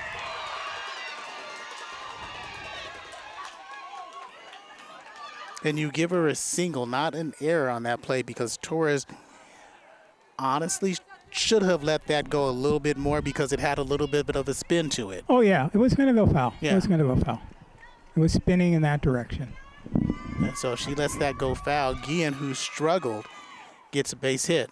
Now runners at first and second. And let's go to the defensive side, Corey. You can agree with this. If you're a third base person and something's hit to you like that, you got to try and grab it with your bare hand. As soon as you put it in the glove, you've lost a quarter of a second. So with Williams, do you bunt here? I do, yeah. Yeah, No, I let her drop it. You saw what she can do. And I'm sending the runner's first pitch anyway. Down low as they run the wheel play. So on a wheel play, what you will have is your corners will break towards home plate. Your shortstop will wheel to third. Your second base person should wheel to first. Gives you an opportunity to get the lead runner or the person at first base. Dropped, deaded. Oh, picked up Corey Nebel and double clutched. And Alvarado, Cristobal Alvarado was telling her, let it go, let it go. Now, and they're going to call her an out. They're going to call the same call. And this time it looked like she was inside the batter's box and laid that bunt down. Ed Ford could have a replay, Corey, if he can see it, or Ed can see it. I think we're a little too late on the replay because that looked like she wasn't out of the box. So. Yeah, that one it looked like she was. Back, you know, after post game and looked at it, but not right now probably. But they're going to call a foul ball again? Am I missing something? Is the rule changed and I don't know it? We're definitely going to have to ask about that.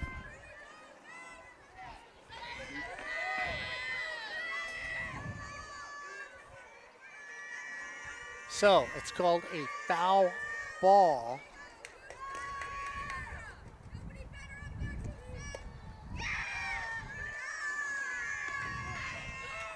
Are you as stunned as I am? You saw him signal her out. Yeah, we saw her signal her out. She wasn't even out of the box. The first time she was out of the box, she put that hand down or that leg down and that foot was out. This time she kept it up on the drag. High and away. So 3-1. And you don't see Chris Eiler go out and disputing anything. So whatever it is, the call is copacetic with him.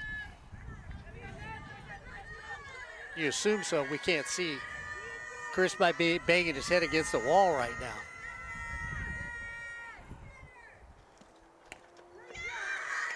Ball 4.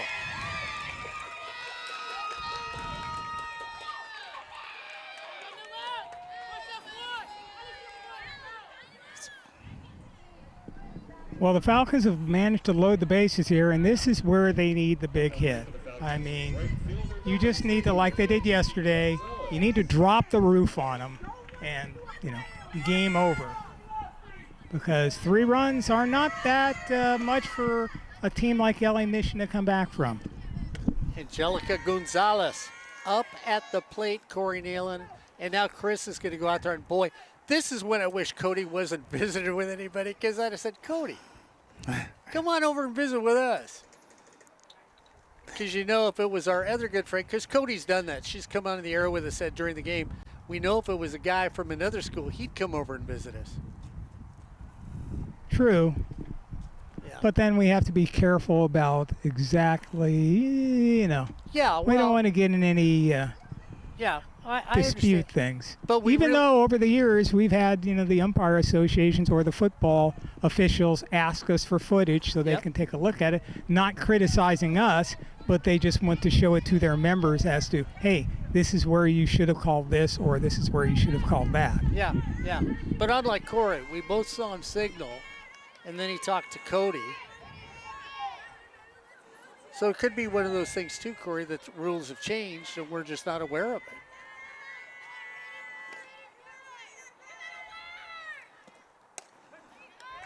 Mora brings it down the middle. Bases are juiced here in the bottom of the 6th. 4-1. Mark, that part is right under the 2 paragraphs about how the OEC tournament is formatted. So that's why we're missing the change. Oh, okay. That's how it's 3 equals 1. Now we understand. So if I butt it out of the box 3 times in a row, it's only 3 foul balls. Number 4, you get first base.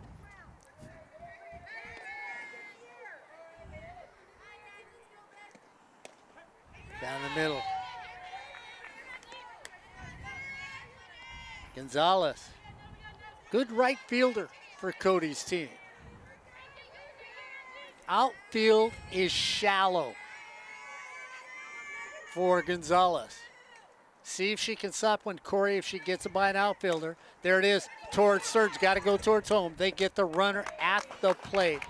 So a nice play by Cynthia Torres in, gets it on her glove, looks over, gets the runner at home. They can't turn a double play. Torres needed that because she makes up for both of those plays that were down the third baseline, which should have gone foul.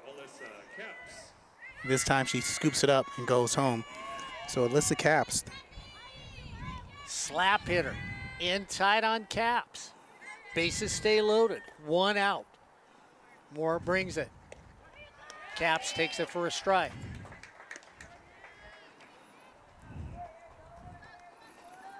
And this is where you push through to the right side.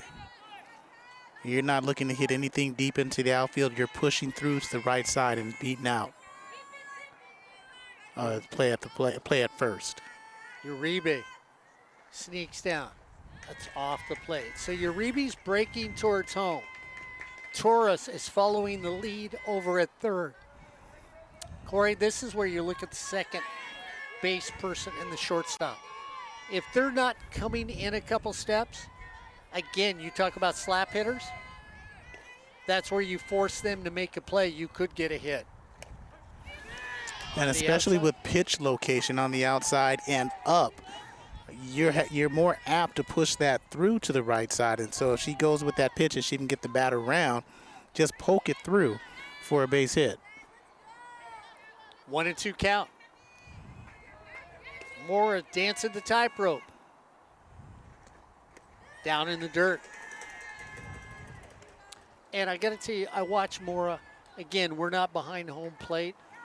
But if she could have gotten some of the calls today that she did, not saying that they are strikes, but maybe you got a liberal umpire back there, this game might be a different attitude right now for her in the circle. Mora. Caps. Over here, ricochet shot. Foul ball. 1 run, 3 hits, 1 error for LA Mission. 4 runs, 11 hits, no errors for the Cerritos Falcons. 2-2 count.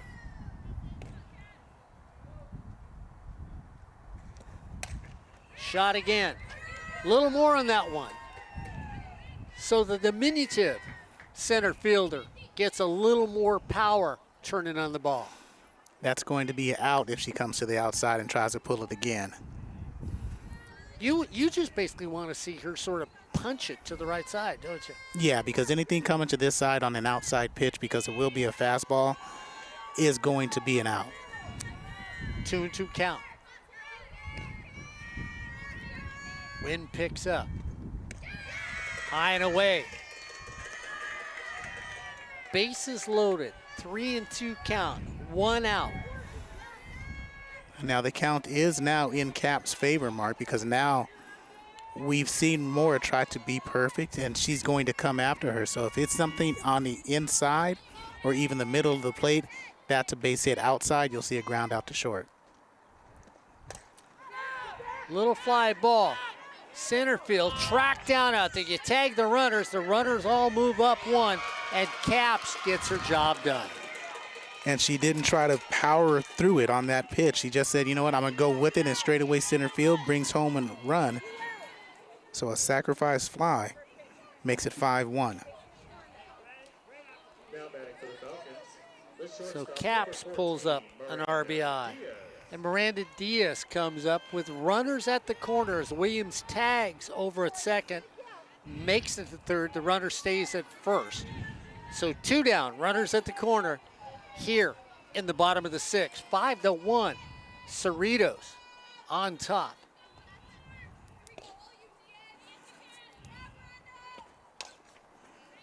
Fouls that one away. Oops, almost to us. Could have autographed it, handed it back. Would have signed it. 4 old guys on a Saturday afternoon.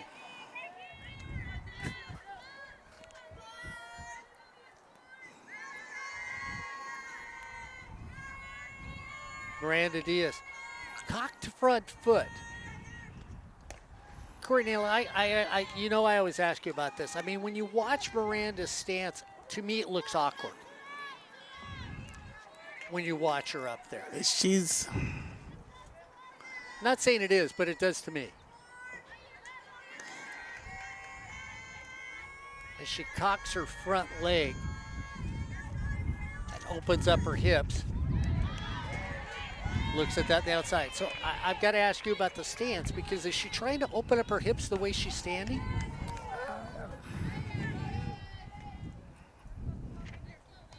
no. No? Okay. I don't think she's trying to open up her hips.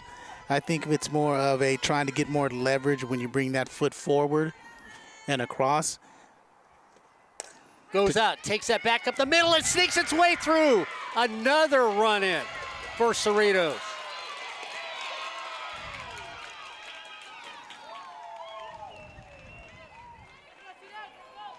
To me, Mark, it's more of a situation where she's got that kind of knock knee and she's trying to drive through and stay down on the ball.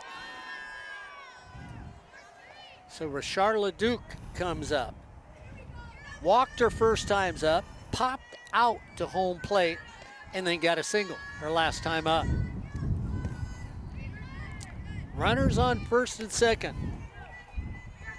Couple runs in on 3 hits for Cerritos. Feeling comfortable now here in the bottom of 6. Off the plate.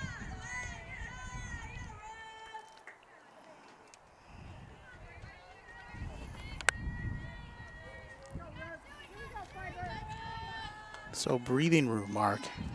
6-1, 12 hits to 3 hits. Down and away. And you're really looking at a team that's really progressed. We were out here at the SportsNetUSA.net Invitational. And with that tournament, we talked to Cody, and she said this team could be special this year.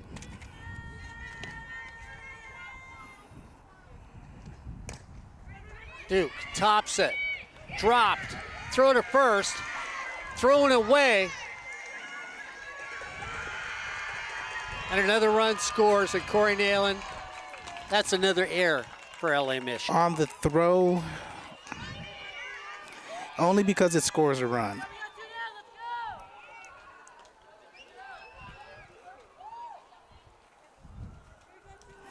So 3 runs come across in this inning so far, Mark.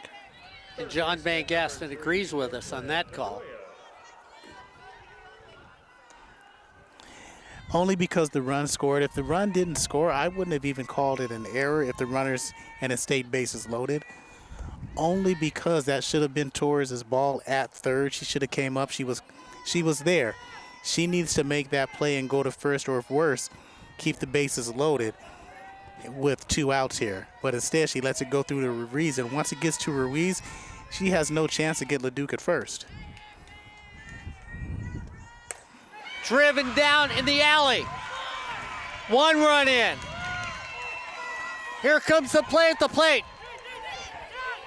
And Cody all of a sudden says, hey, get into the diving lane. Let's go. Let's go. And then Corey Neyland, they realize the traffic has stopped. Then she goes, no, go back over the slow lane. Sort of like riding with you to a football game on the SCFA. The catcher, number 23, Becky. Oh, we would have scored.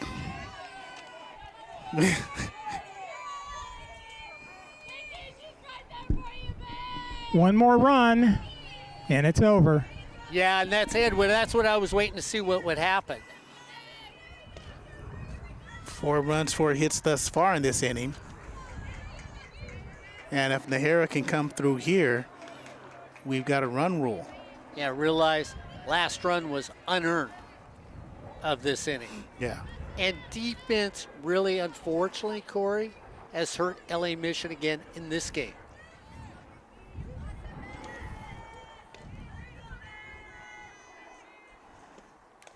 Fouled away.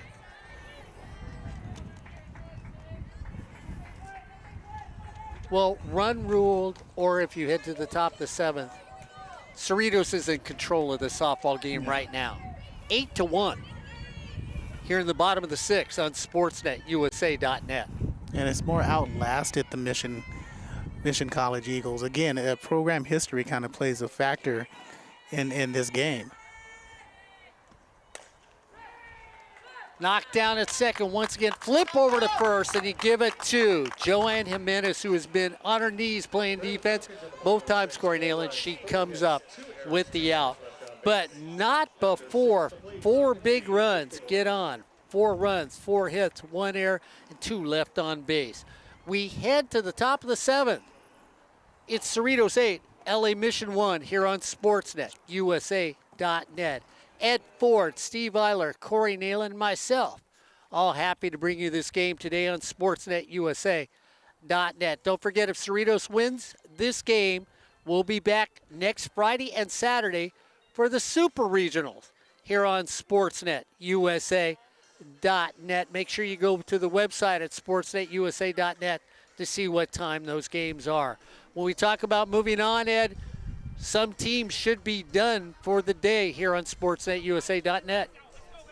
Absolutely. San Jose is done for the day because they've won the first 2 games and they eliminate American River. They are going to the Super Regionals. 10-2 win there for the Jaguars.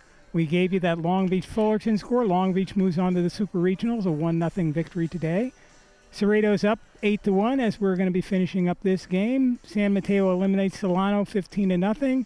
Cosumnes River looks like they're going to run the scoreboard again, but that game was reported as a victory. Santa Ana eliminates Antelope Valley 8-0 score again today.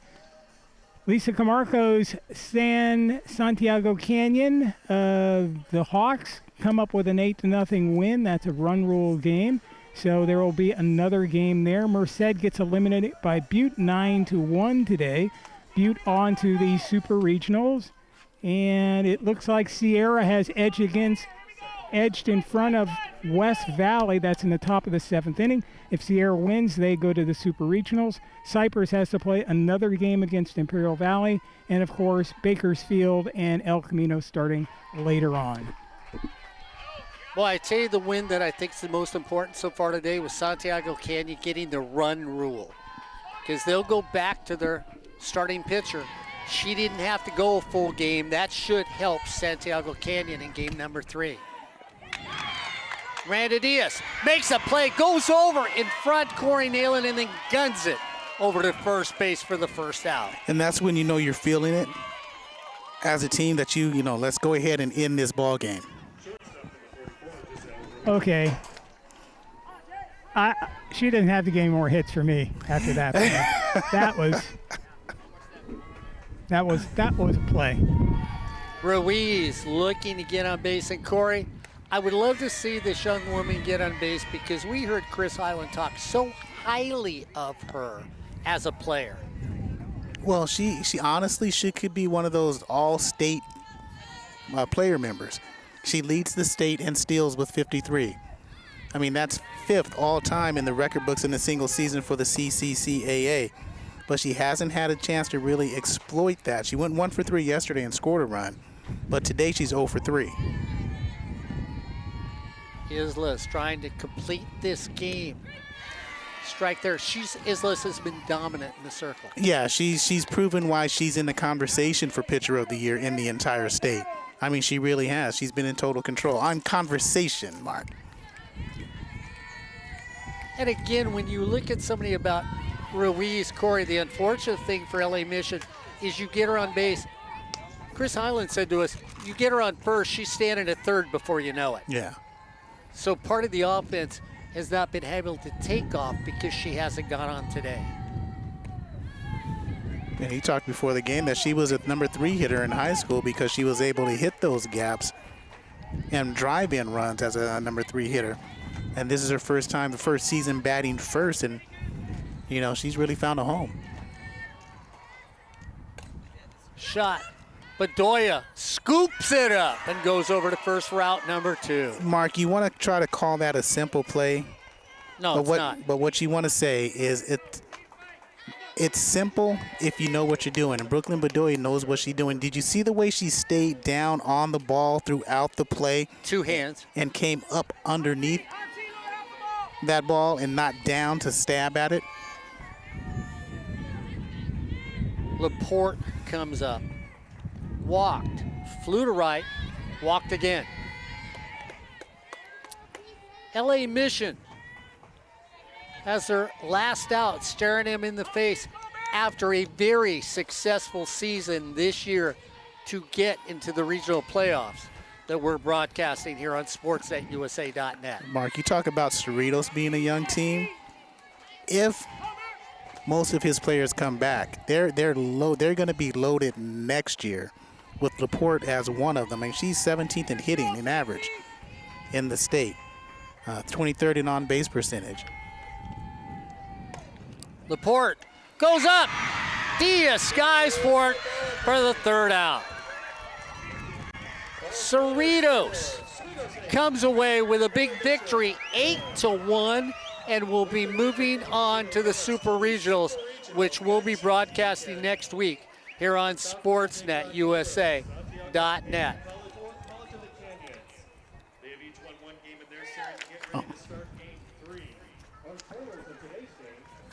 And so watch this replay here to end the game. I mean, 2 outstanding defensive plays by Diaz, a line drive, and she raises up.